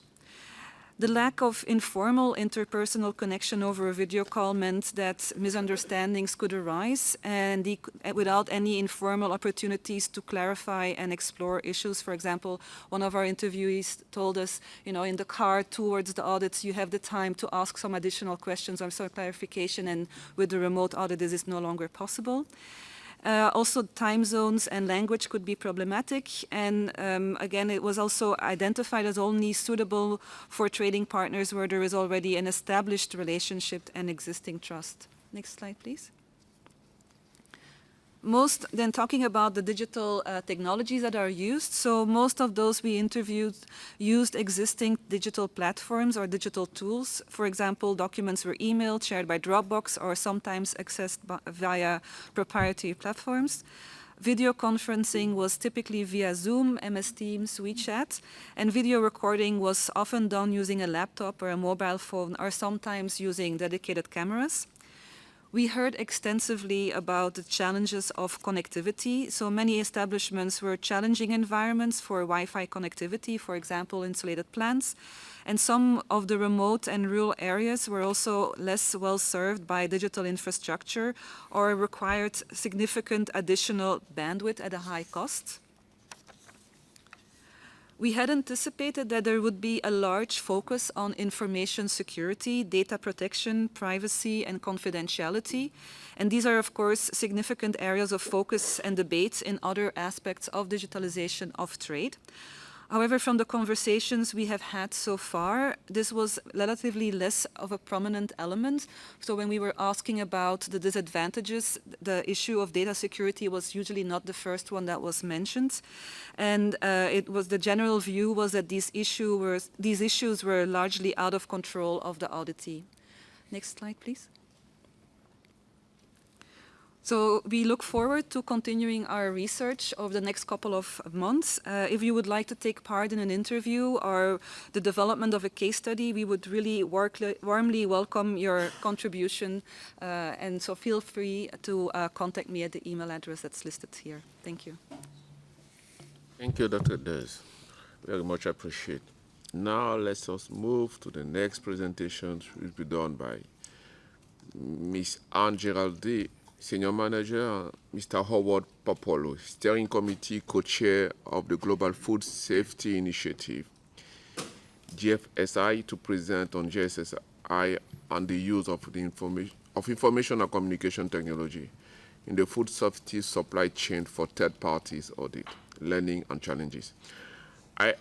We are running out of time. Please take all your time. Don't worry, but we are running out of time. But I also know you can count on your wisdom to deliver your presentations in very succinct and comprehensive manner. Please, you have the floor, Mrs. Geraldine and Mr. Popolo. Please. Thank you very much. We'll try to be wise. Thank you very much for inviting us. I am working at GFSI since 7 years. I'm a senior manager in charge of regulatory affairs and capability building programs for GFSI, which is part of the Consumer Goods Forum, which is a coalition of consumer goods companies led by CEOs. And GFSI was actually created 22 years ago. Next slide, please. And so what do we do at GFSI and why we were created? We were created 22 years ago after many food safety scandals and recalls.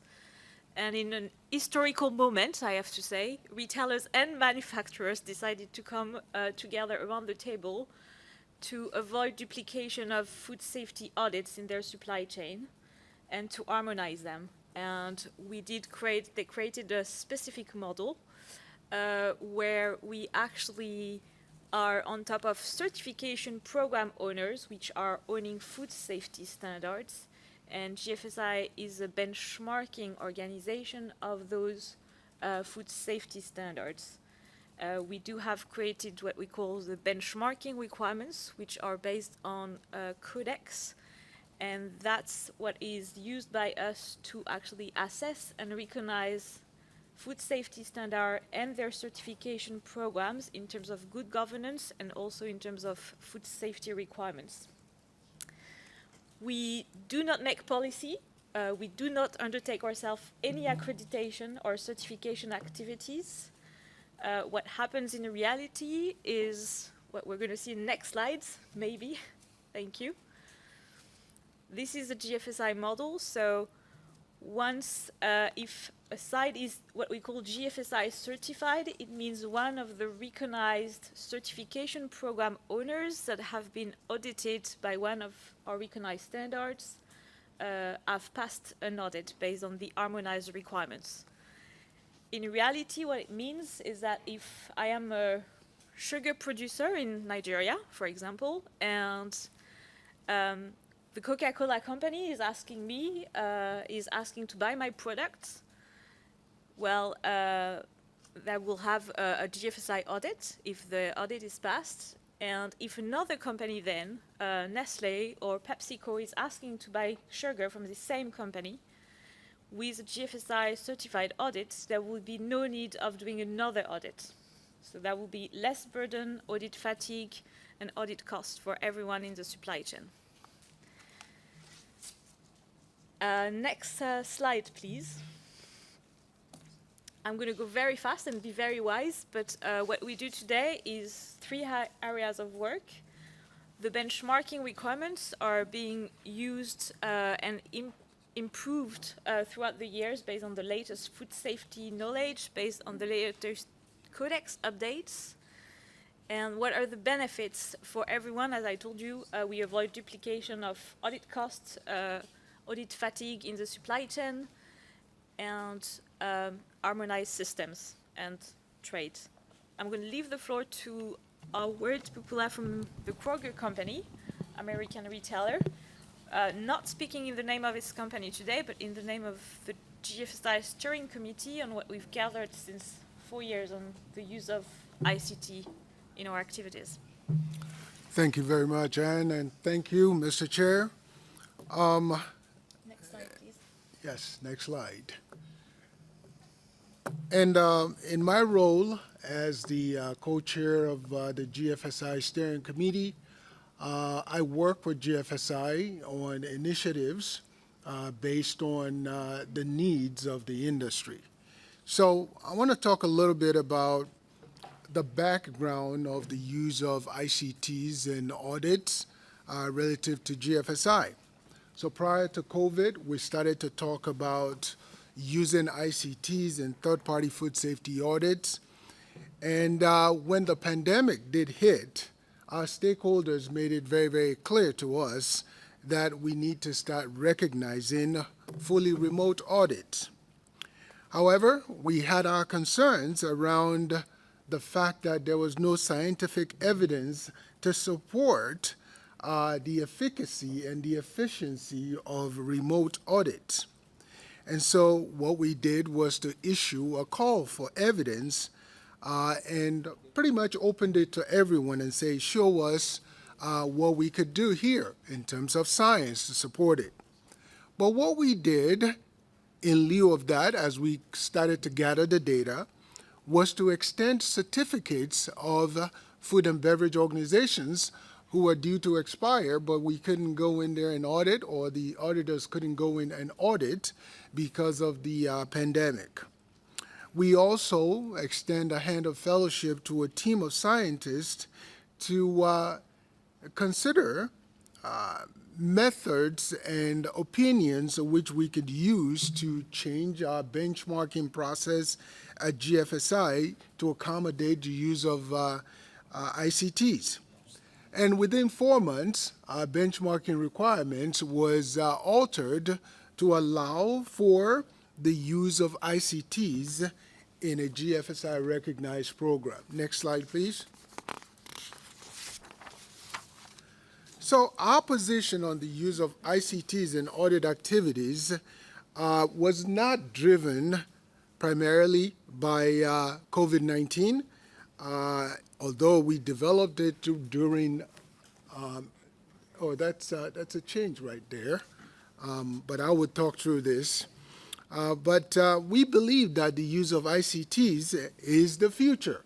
And so we continue to work with our stakeholders to gather evidence that we're going to use towards making it a mainstay in our process. And we will continue to monitor progress made by other organizations as well. We did survey our stakeholders on the use of ICTs, and we ran that survey from October 21 through May of 2022 to assess the impact of our version 2020, which was launched in 2020, in the community. There were 760 respondents, and 47% of FBOs had experienced a fully remote or GFSI recognized blended audit versus 79% of them who had never experienced one before January of 2020. And as you can tell, there was a wide respondents to the survey across the world. Next slide, please. So we asked the community and said, if you were offered the opportunity, will you choose for part of your next audit to be carried out using ICTs? And 73% of the FBO that responded to these audit, to this survey, said the use of ICT in audits for remote purposes was important. And 48% said the use of ICT will positively impact food safety outcomes within their organization. 16% said negatively, while 23% says the use of ICT would have no impact whatsoever on food safety outcomes. Next slide, please. As said by so many other previous speakers, you know, I'm going to sound a little bit like a broken record here, but there are pros and cons to having virtual and remote audits. Amongst the pros, we've talked about auditor preparedness.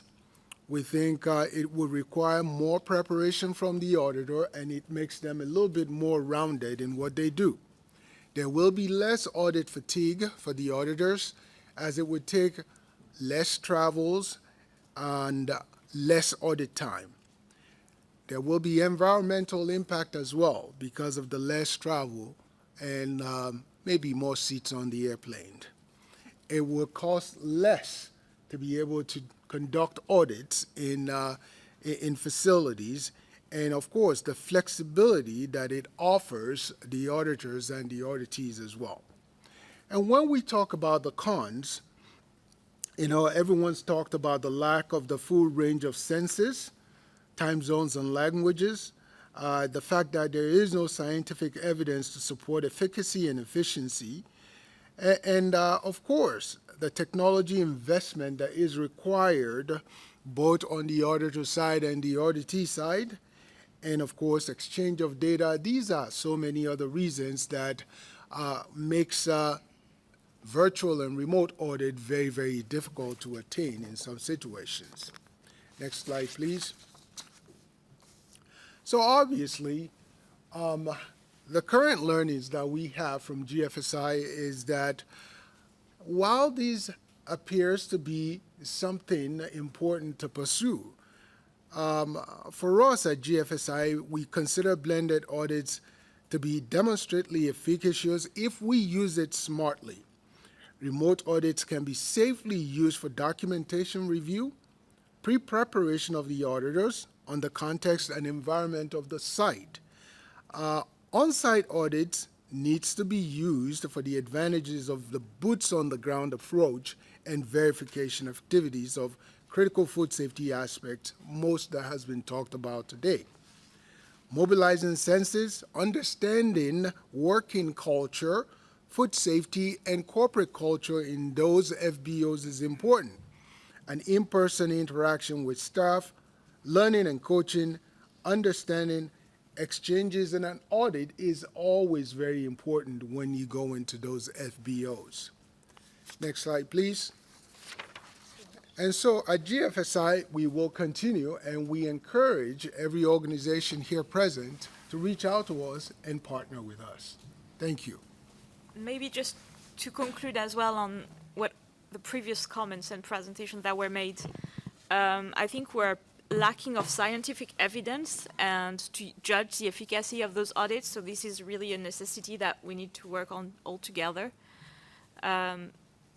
At GFSI, we'll try to have a professional recognition bodies benchmarking in the future of our activities to make sure that competencies and skills of auditors are aligned among all our standards, and we'll look at carefully how auditors in the future are trained on the use of those technologies, which is key for us as well.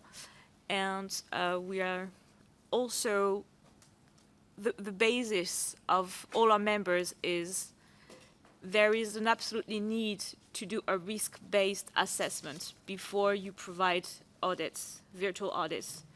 Some specific products can not have any part of remote audits because they are just too much at risk. And this is the paramount approach of our members on remote audits as well. Thank you very much. Thanks, Madam.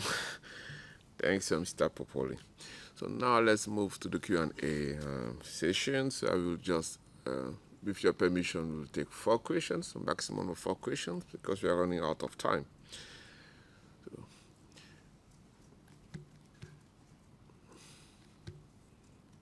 does any delegation wants to take the floor? Perfect. I see none. So everything was so good and perfect. So let me thank Mrs. Hinder, Dr. Durs, Mrs. Geraldine, and Mr. Popola for their presentations.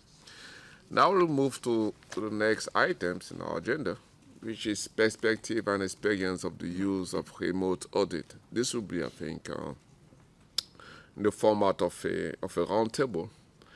May I ask the moderator, which is Miss Nicola Hinder, and the speaker for these sessions, which is Dr. Bill Jolly, Dr. Sibe Bass, Dr. Ashkol Mengi, and Dr. Hamad Deep, as well as Ms. Claire Rapamale, to please press the raise hand button.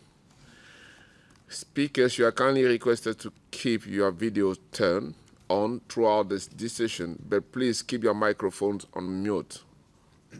Only turn your microphone on when the moderator will give you the floor. The roundtable will be composed, as I said, by Dr.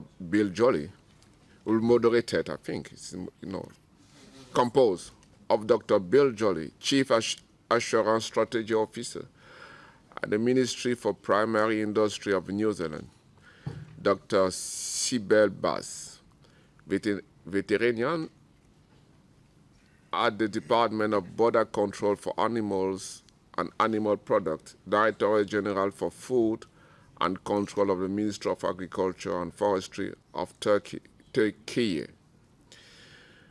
Dr. Ashla Mendy, which is National Manager, and Dr. Hamad Deep, National Veterinary Specialist from the Food Systems Evaluations International Programs Director of the Canadian Food Inspection Agency, and Mrs. Clary Rapamale, Head of Supply Standards and Audit at Tesco plant in the United Kingdom. I hope I pronounced all the names correctly. If not, I beg for your indulgence. The roundtable will be moderated by Ms. Nicola Hayden.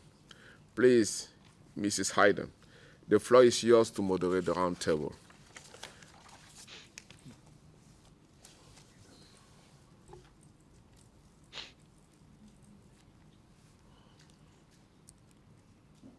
Mrs. Hayden, you have the floor.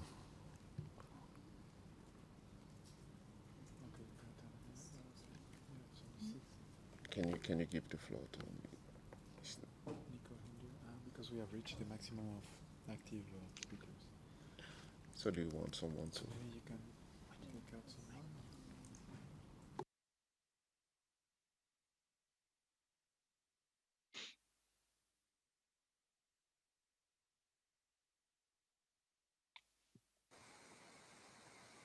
Thank you very much, and I hope that the sound is better this time. I know that we have reached maximum people on the video, so we might switch people in and out. I think my first question is to Dr. Bill Jolly from New Zealand. Bill, thank you very much for sharing your experiences and perspectives on the use of remote audits. And it's recognised that the type and use of technology in remote audits is one of the biggest challenges. Can you share some of your views on how ICT security and privacy could be managed by competent authorities conducting remote audits? Thanks, Nicola. And this has been alluded to by some of the previous speakers. And the three issues of concern, as we all acknowledge, the privacy concerns, the IP, intellectual property concerns, and that's not just around documentation, but could also include formulas, technology, and even process controls. And then also concerns over the misinterpretation or misuse of images out of context, and that's a wider one. So firstly, it's essential that the parties pre-agree an audit scope and protocol, and this should include confidentiality commitments and how the use of ICT will be used. For the privacy, in our experience, the food business operators need to obtain consent from their workers about whether their images can be captured either directly or inadvertently. And if they don't consent, then they need to be excluded. This can be done through just not filming that area or doing pre-recording and editing that out or blanking out identities. Similarly, the issue of a pre-credit agreement ahead of time with appropriate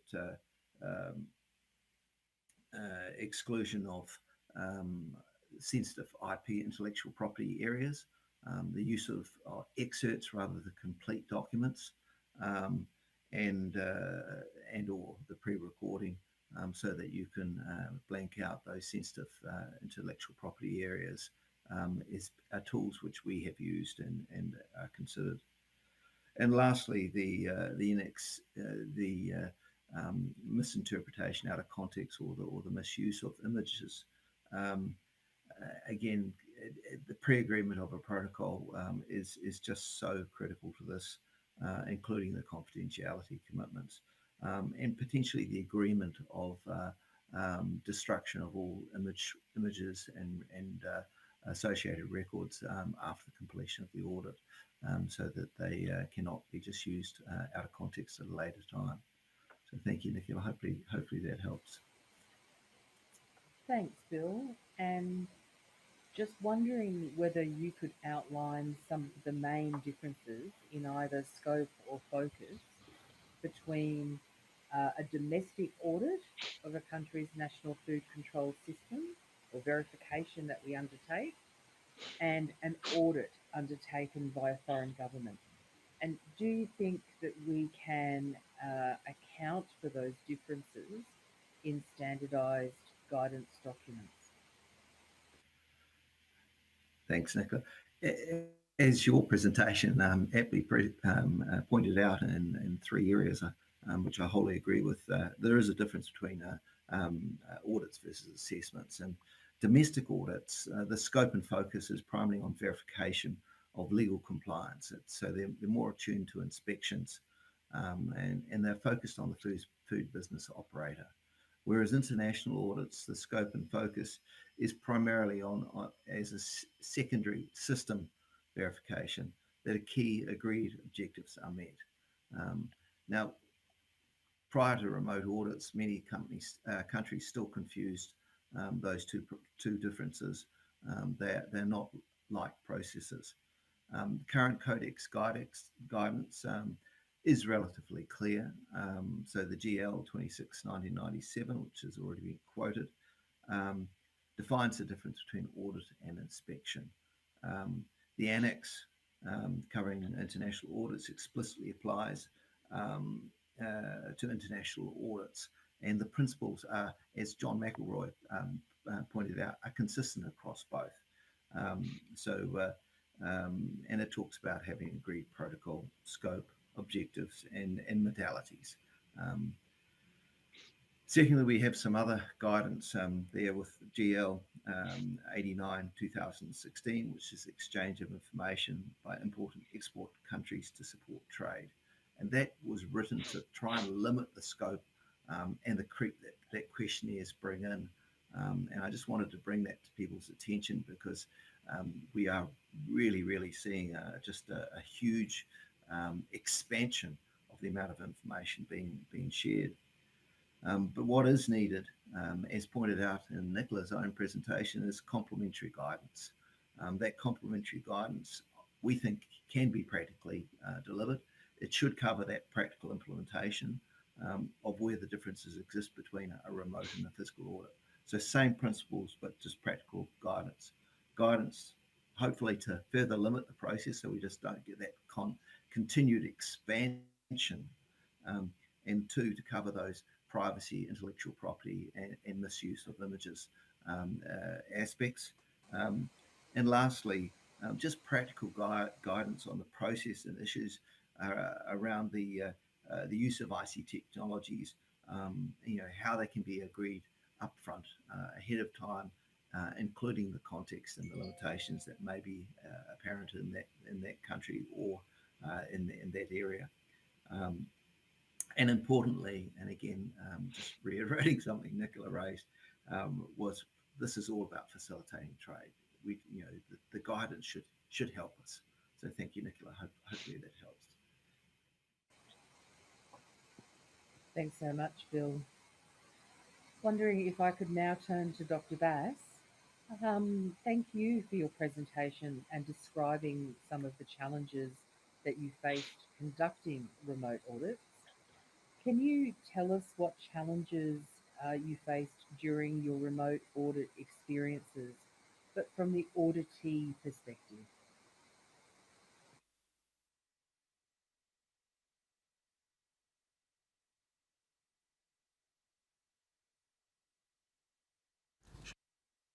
It seems as if she's not online. Can you move to the next speaker, please?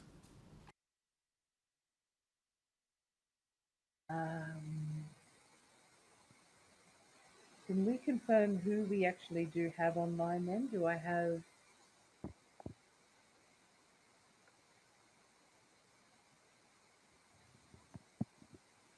Hi, Nicola. This is Amandeep from Canada. I'm here. Hey, Aman, I'll swap to you then, if that's okay. Aman, can you... thank you very much as well, of course, for your presentation that you gave earlier. Can you let me know about using remote audit for your various industries?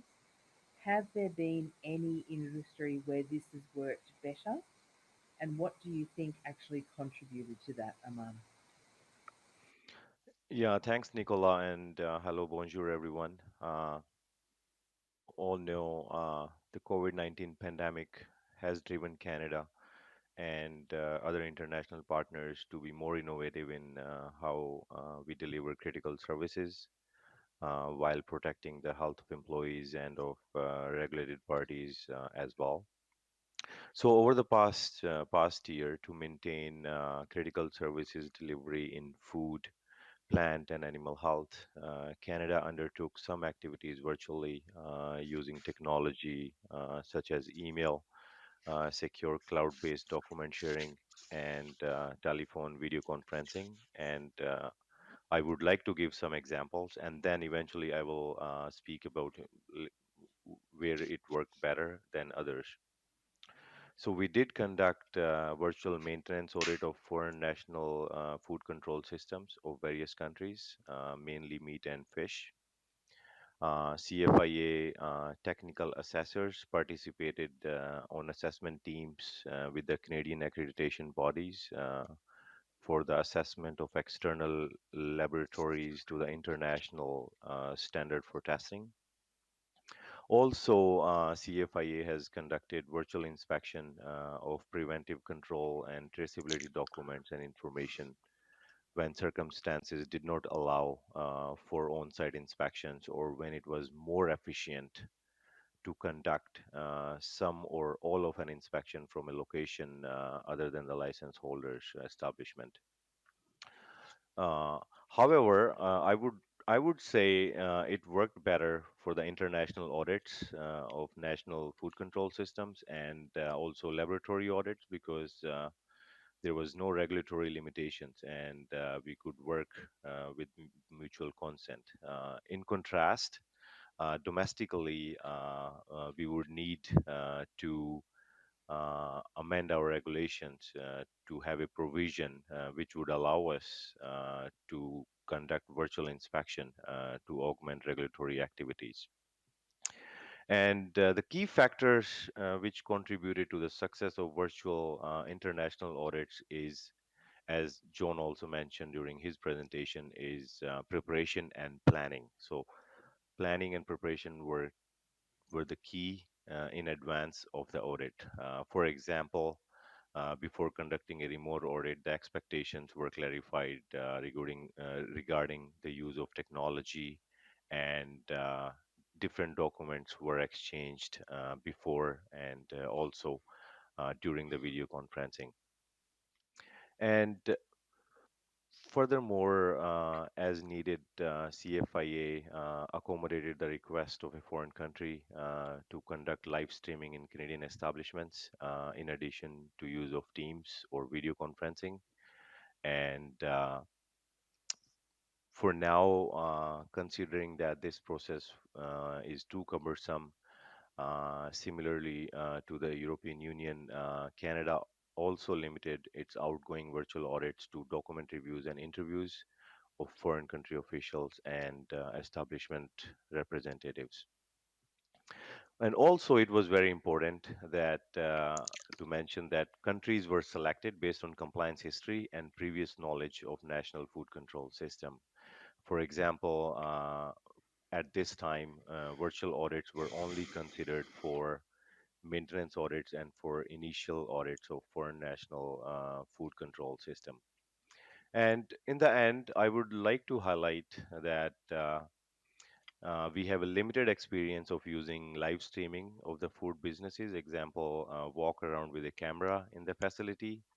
And we have seen that in some cases, Wi-Fi connectivity in the facility is a well-known issue.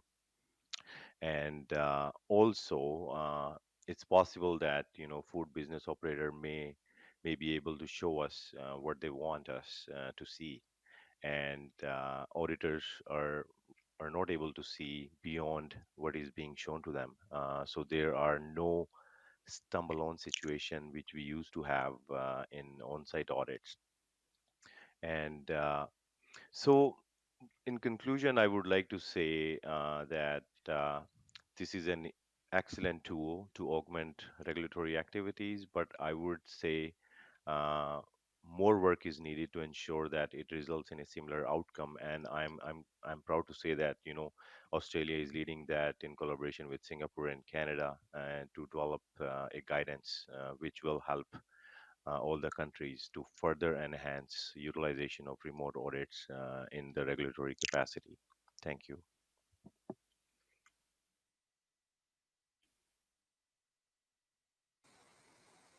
Thank you very much for that, Aman. How do you think those lessons that you've learned could be incorporated into a competent authorities audit program? So do you think there's a benefit that could be gained in allowing more choice for competent authorities to either choose to do a remote audit or choose to do face-to-face? Uh, thanks, Nicola, and absolutely. So as I mentioned, we are already using the remote audit in the regulatory capacity, but to further enhance the utilization of virtual audit to augment regulatory activities, we believe it would be critical that the technology or process must be trusted and supported by stakeholders, including industry and consumers, and also our trading partners. And also, the technology must be fit for use, connectivity must be reliable, and we have to respect privacy, security concerns. And furthermore, as my colleague from European Union mentioned, that virtual audits and inspection should not be considered for all activities, as it might not be as effective and efficient as in-person activities. So it would depend. We can have virtual audit for some activities and maybe hybrid model for other activities. And also, to further enhance the utilization of remote audits, it is very critical uh, that we engage and partner with stakeholders to identify impacts and to generate new ideas and applications to support and demonstrate compliance and to further open new possibilities. And furthermore, uh, virtual audits must be supported by law, including areas relating to privacy, intellectual property, and security. And last but not least, it is critical to have a well-trained and informed workforce to further enhance the virtual audit in regulatory capacity. And absolutely, there are a number of benefits for competent authority by choosing remote audits, as my colleagues from different countries have already mentioned. So that includes, first of all, it improves efficiency by reducing time and cost associated with travel. And also, it enables us to involve more participants and experts as needed, because when we travel, there is a restriction, there is a cost to it. But if we are doing it virtually, we can involve more experts as needed. And furthermore, it helps us to support critical regulatory activities during emergency situations such as COVID-19 pandemic, and maybe in future, who knows, we will have something else. So it is very important to have this additional tool in our toolbox. And it also will help us to enhance training opportunities for people or evaluator using virtual technologies or virtual reality, as we say. And this was already happening pre-COVID, but I think the COVID-19 has provided an opportunity to advance this at a faster speed. And last but not least, use of virtual audit by competent authority will help to strengthen and modernize our regulatory oversight activities and could be used during or after the pandemic. And I would say by concluding that the hybrid model can be considered in the beginning by conducting part of the audit virtually and the part of the audit in person as needed. Thank you. Thank you so much, Aman, for those excellent insights. And I see Thanks, we have Nicole. Dr. Bass that's joined us online now as well. So I'll pass over to Dr. Bass for the next question, which is, can you describe some of the challenges that you faced during remote audit experiences from the auditee perspective?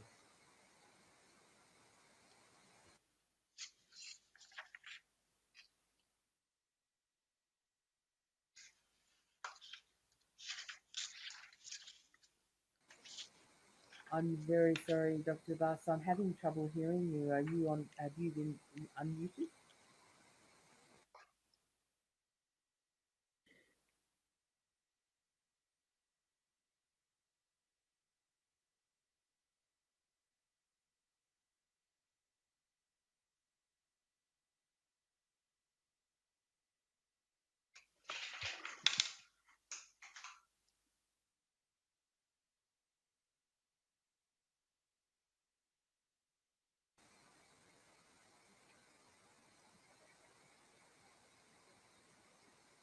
I'm very sorry. Could colleagues in the room tell me whether or not they are actually hearing Dr. Bass? We have some difficulties hearing from her. Can you unmute your mic, please? May you unmute?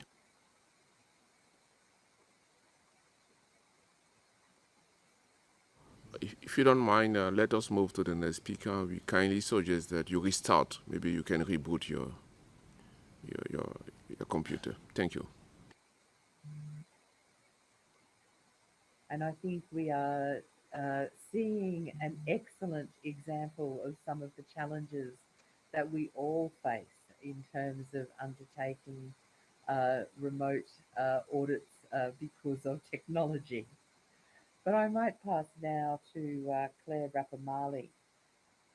Claire, as we've heard from the discussions today, COVID-19 pandemic has significantly changed the way that both government and industry undertake compliance activities so that we can all be sure that we're shoring up global supply chain.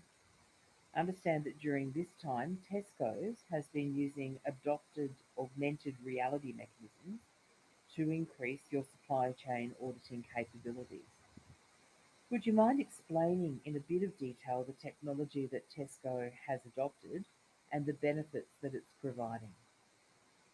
Absolutely, thank you. Can you hear me well before we start? Perfect, thank you. Thank you for having me here today. So for those of you who may not know, Tesco is a multinational retailer. We recognise third-party certification schemes throughout our supply chains, but we have a second-party audit programme for all of our direct supplying sites. And prior to the pandemic, we were already investigating new ways of auditing to improve the efficiency of our program through the use of technology. But the catalyst was really, the pandemic was really the catalyst for deploying that technology. So it meant for us that during March 2020, we could commence live trials using augmented reality for audits and deploy a full-scale audit program by June of 2020. And as we've heard today, some of our suppliers were initially apprehensive to what we were doing. There were concerns around lack of infrastructure to support the connectivity, lack of understanding of the remote audit process, and the security and privacy concerns. But many of these concerns were driven by the simple fact that it was an unknown way of auditing for both sites and auditors. So to mitigate these concerns, we conducted a number of test calls using the software. We created e-learning and witness audit programs, so that the auditors felt best prepared to be able to be in command of their audits. We documented all the processes associated with the program, and we had lots of engaging conversations with our sites and suppliers, and each was involved initially in a call with those early sites to help them be prepared for the audit, answering any questions they may have. And in some cases, we actually talked with their actual on-site IT teams to support them in the process. So using the technology, we were able to replicate the usual physical presence audits with remote audits.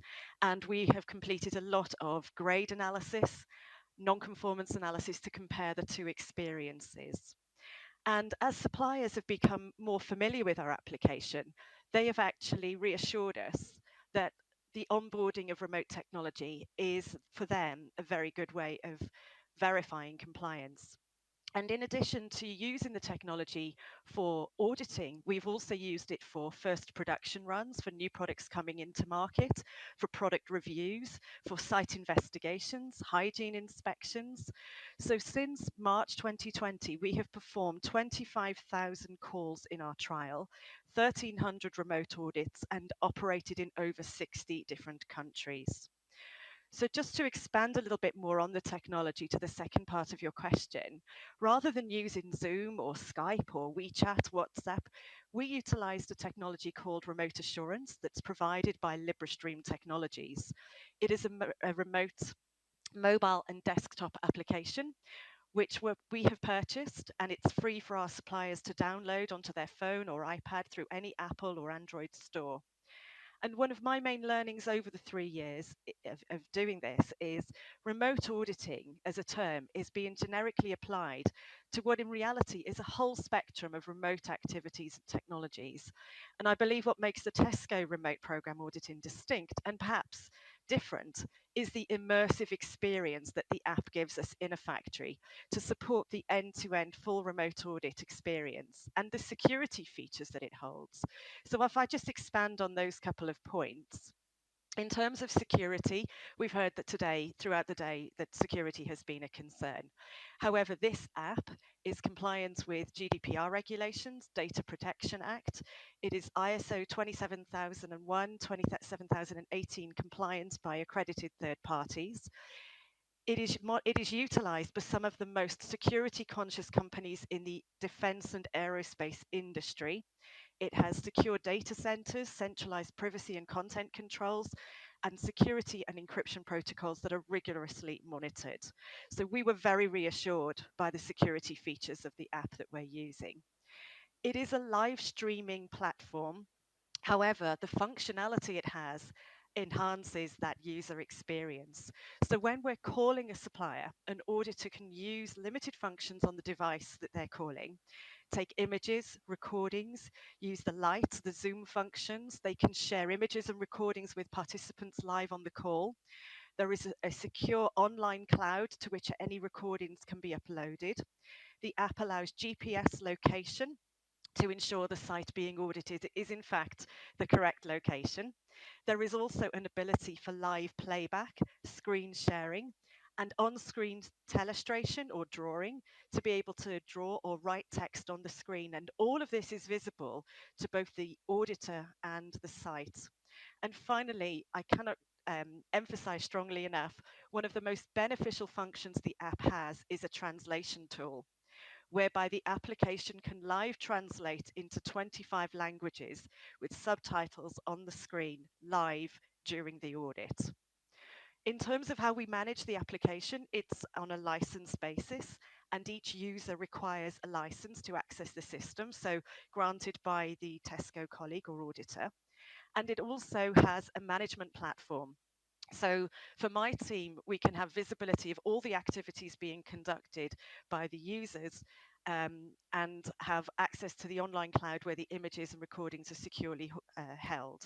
So the application also has reporting capabilities to allow us to analyze the data and performance of the audit, understand any challenges that might be being had live during the actual remote experience. So the implementation of the technology allowed us during the pandemic, during complete lockdown, to continue with maintaining our due diligence audit program. And we've also seen a benefit, as I mentioned, to conduct investigations and other non-audit related activity, because it is as quick as making a phone call. That on-demand site review for us gave us greater brand reputation protection and increased visibility at speed. And our suppliers have given us overwhelmingly positive experience feedback on the use of the Tesco Remote Assurance app, where they particularly highlight the simplification of the process and the abilities of the application. Thanks so much, Claire. And I see that Sybil is still having problems online. And Ashok, I see you there, so please don't go anywhere. I've got a question for you as well. But Claire, just to wrap up quickly, do you think that Tesco's will continue to use remote auditing? And what do you actually need from government regulators? Could the interpreters kindly request that any speakers mute their microphones when not speaking? Shape the future strategy of our audit programme. Physical presence verification of compliance will always remain our first priority. However, technology is becoming increasingly more common practice to ensure compliance. In 2020, we stretched the elastic of our industry, and when we let go of that elastic, it's not going to revert back to its original shape.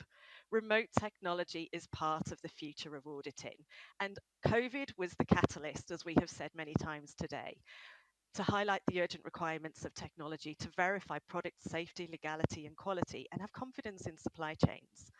And for us, in many parts of the world, there are still pandemic restrictions. However, we are now adopting to use remote as part of a more strategic approach. So rather than just the reactive approach of when we use this at launch, we are now looking at its place in the future. We know that there are many still apprehensive, but we were able to implement a very successful audit program and therefore see its benefits. And not just within the audit industry, remote has a place within the broader due diligence framework. We have seen some of our largest suppliers buying the same technology that we have to verify Mrs. compliance Clary, in their own sites. may I beg your indulgence? We receive a request from the interpreters asking the speakers, those who are not speaking, to mute their mic for the quality of interpretation.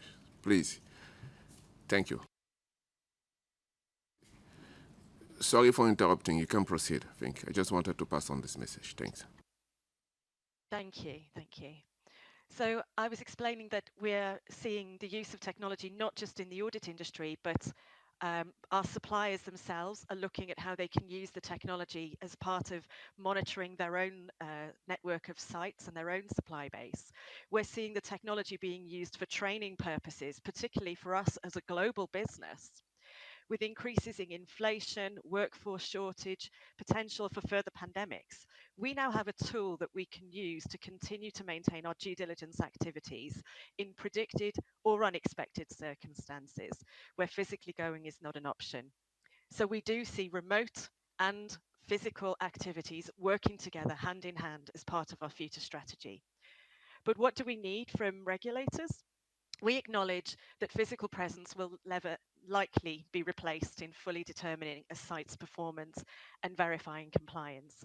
However, our ask is that governments embrace and adapt to the inevitable use of technology as it expands in the industry. We ask that you're proactive in utilising the opportunities that technology presents. Help equip the industry with knowledge and skill set to do so, and encourage events such as today for shared learnings. There are new generations entering the workforce who are at an age where technology is normal for them.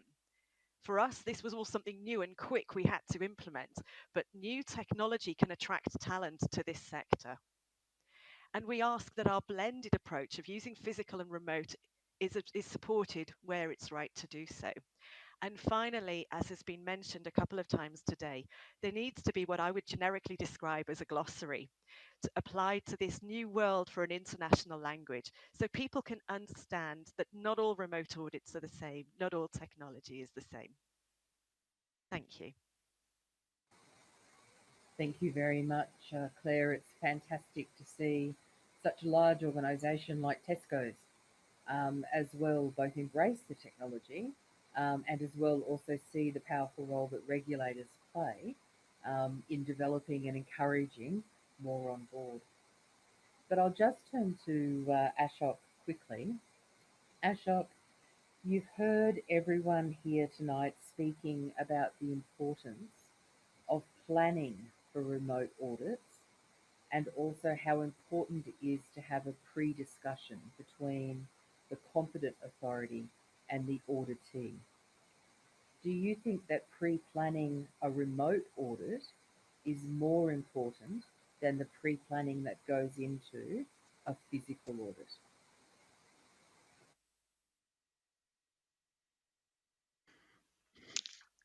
Good morning, good afternoon, good evening, wherever you are in the time zone. Can you please hear me? Sorry to interrupt you. Could you just check that you've unmuted your microphone?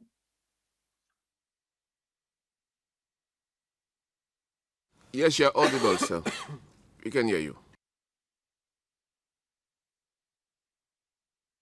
Preparation and planning is definitely more important when we are using the technology, because this is something that is very new for us, new for the auditors and new for the auditees. So I think it all depends upon how well you communicate in advance, like set your expectations. So for example, what kind of technology you use, how you are going to exchange your documents. So how the translation will be used, whether the virtual audits will be recorded or not. All of those things actually have to be explained in advance actually to the auditees by the auditors. And again, I think with the clear communication and with mutual consent, I think we can bring in efficiencies and effectiveness in the audits. So, and at the same time, I think we have to adopt a flexible approach. So I will give you one example. In one case, actually, so we wanted to do an audit in a foreign country where we had it like almost 12-hour times difference. So in that particular case, so the auditee requested that we should be doing one audit per day for 6 weeks. I know it was difficult for us because we had to drag on this audit for 6 weeks rather than completing it in 6 days. So, but we did show flexibility and completed that audit. Thank you.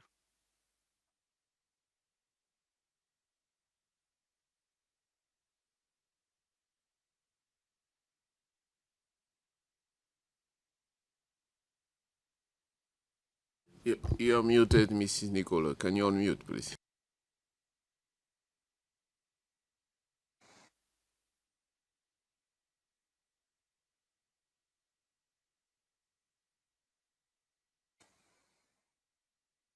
Is that better? Yes. We've completed our session.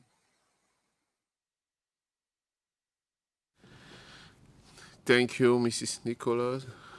Thank you. Now let us maybe open the floor if there's any questions, remarks, observations.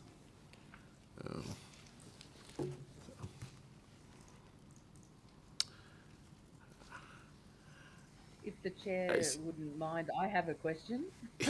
Go ahead, Mrs. Nicola. Go ahead, please. I'm very mindful, as would all colleagues in the room be as representatives of government, about how much any new technology costs us to either bring in or to roll out or to use into the future. And I'm wondering, Ashok, whether or not you have any reflection on what it's cost, without getting into specifics, about adopting the new technology, and whether you think there's pitfalls for us all to remember.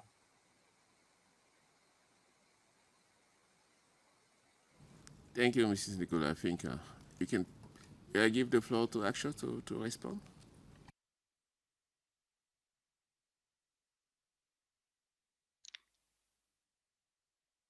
Should I start? Yes, you can proceed, sir. Thank you. Thank you, Chair. So I think COVID pandemic has given us some time to gain some new experiences.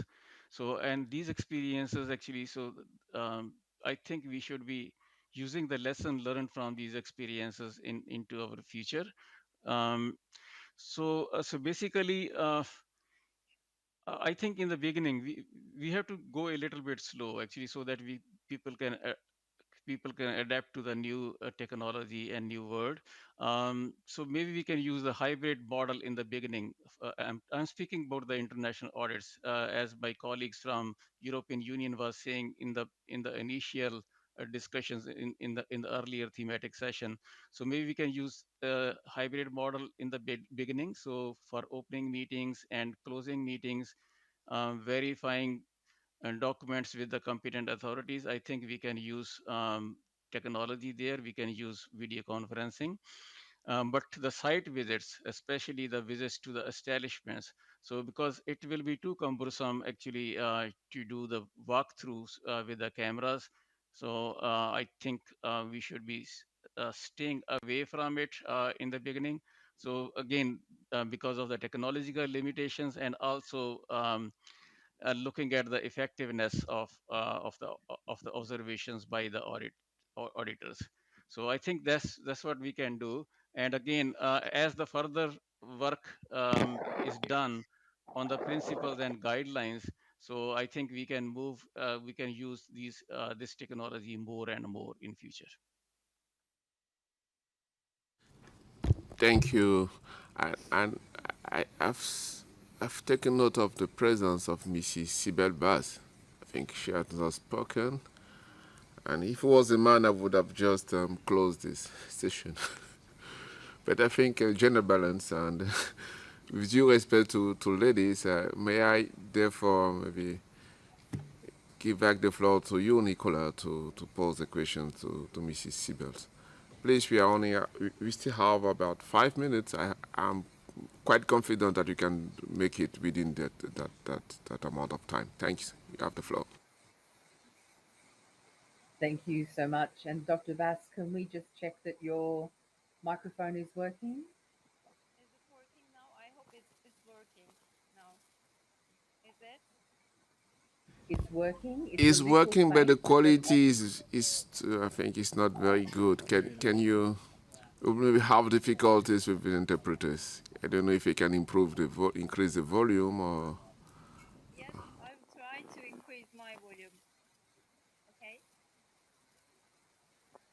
Well, Dr. Bass, I might ask you just the one question, which is, now that you see that some countries are becoming more accessible post-COVID, what do you think are going to be the biggest impact on remote audits? And do you think remote audits will still have a role? Yes, thank you. Sorry for that incompliance. Unfortunately, the sound is too low for us to interpret. We apologize. In fact, despite some limitations, remote audit offers very important advantage for both auditors and auditees.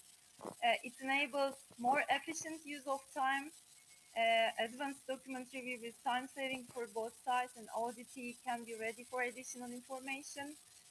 There's not traveling or no need to invest time and cost for travel and accommodation. It's easier for both sides to stay on the schedule. It provides high flexibility in planning and modification of the schedule. And from the auditee side, less disruption from their daily work and ongoing operations. Participation is possible from their own working environment, and some auditees feel more comfortable when compared with on-site auditees. And more people may be incorporated to the audit from different locations. But it is very important, I think, to decide on whether your audit is suitable for remote audit, on-site audit, or a combination of both. For instance, one of our audits was a combination of on-site and remote audits for country approval. Initial stage was remote audit, consisted of interviews and documentary check with officers from central, local level, and also several official laboratories, mainly focused on verifying official control systems in our country. But the second stage was on-site audit, including visits to several establishment laboratories and local authorities. Auditors were very experienced, so guided us very well, informed us regarding the whole procedure and requirements of the audit from the very beginning. An audit was planned with participation of both sides through a good communication. We have been informed necessary documents and sent them to the audit team beforehand for their advanced review. We have agreed on technological requirements, including web streaming technology necessary for the audit. And we have scheduled a test session before the audit date with all participants from local, central level and laboratories to check everything is working properly and everyone is able to connect and communicate. Of course, clear and well-planned audits and good communication are key factors to ensure smooth process. Requirements for remote audits should be well defined. There must be an audit plan covering all details, like who will attend the meeting from both sides, which digital tools will be used, which documents should be sent digitally, which ones are needed on the audit day. And of course, double check for internet connection and devices are very important. And as remote auditing evolve and develop further, this will give greater value and benefits to those who use it. Thank you. I appreciate for the opportunity to speak. Thank you. Thank you very much, Dr. Vass. Greatly appreciated, and your insights were really quite on point. So, Mr. Chair, we've completed this session. I hope this time is the final conclusion. Thank you, Mrs. Nicola. Thanks, Mrs. Bass, for your perseverance. And I think we just had an experience on how remote inspections can be challenging at times due to digital connectivity issues. I think we are now at the closing session of this morning. I want to thank all speakers and also the participants for your kind contributions and input. Ce matin, nous avons eu, je pense, des... I think that this morning we had some very interesting discussions which allowed us to understand both the pros and cons of remote audits and the challenges implied therein. Beyond the challenges, however, I think that there is a path for the future, one which will facilitate inspections and asking questions, exchanging ideas, and also considering how we can best use such audits in various sectors and industries. Obviously, remote audits will vary depending on the type of the activities and the facilities under audit. That said, I wish to wish you all an excellent lunch break Enjoy your lunches, everyone. This afternoon will, I'm certain, be just as fruitful, and I look forward to such fruitful discussions. Have a wonderful afternoon. Our morning session is now suspended.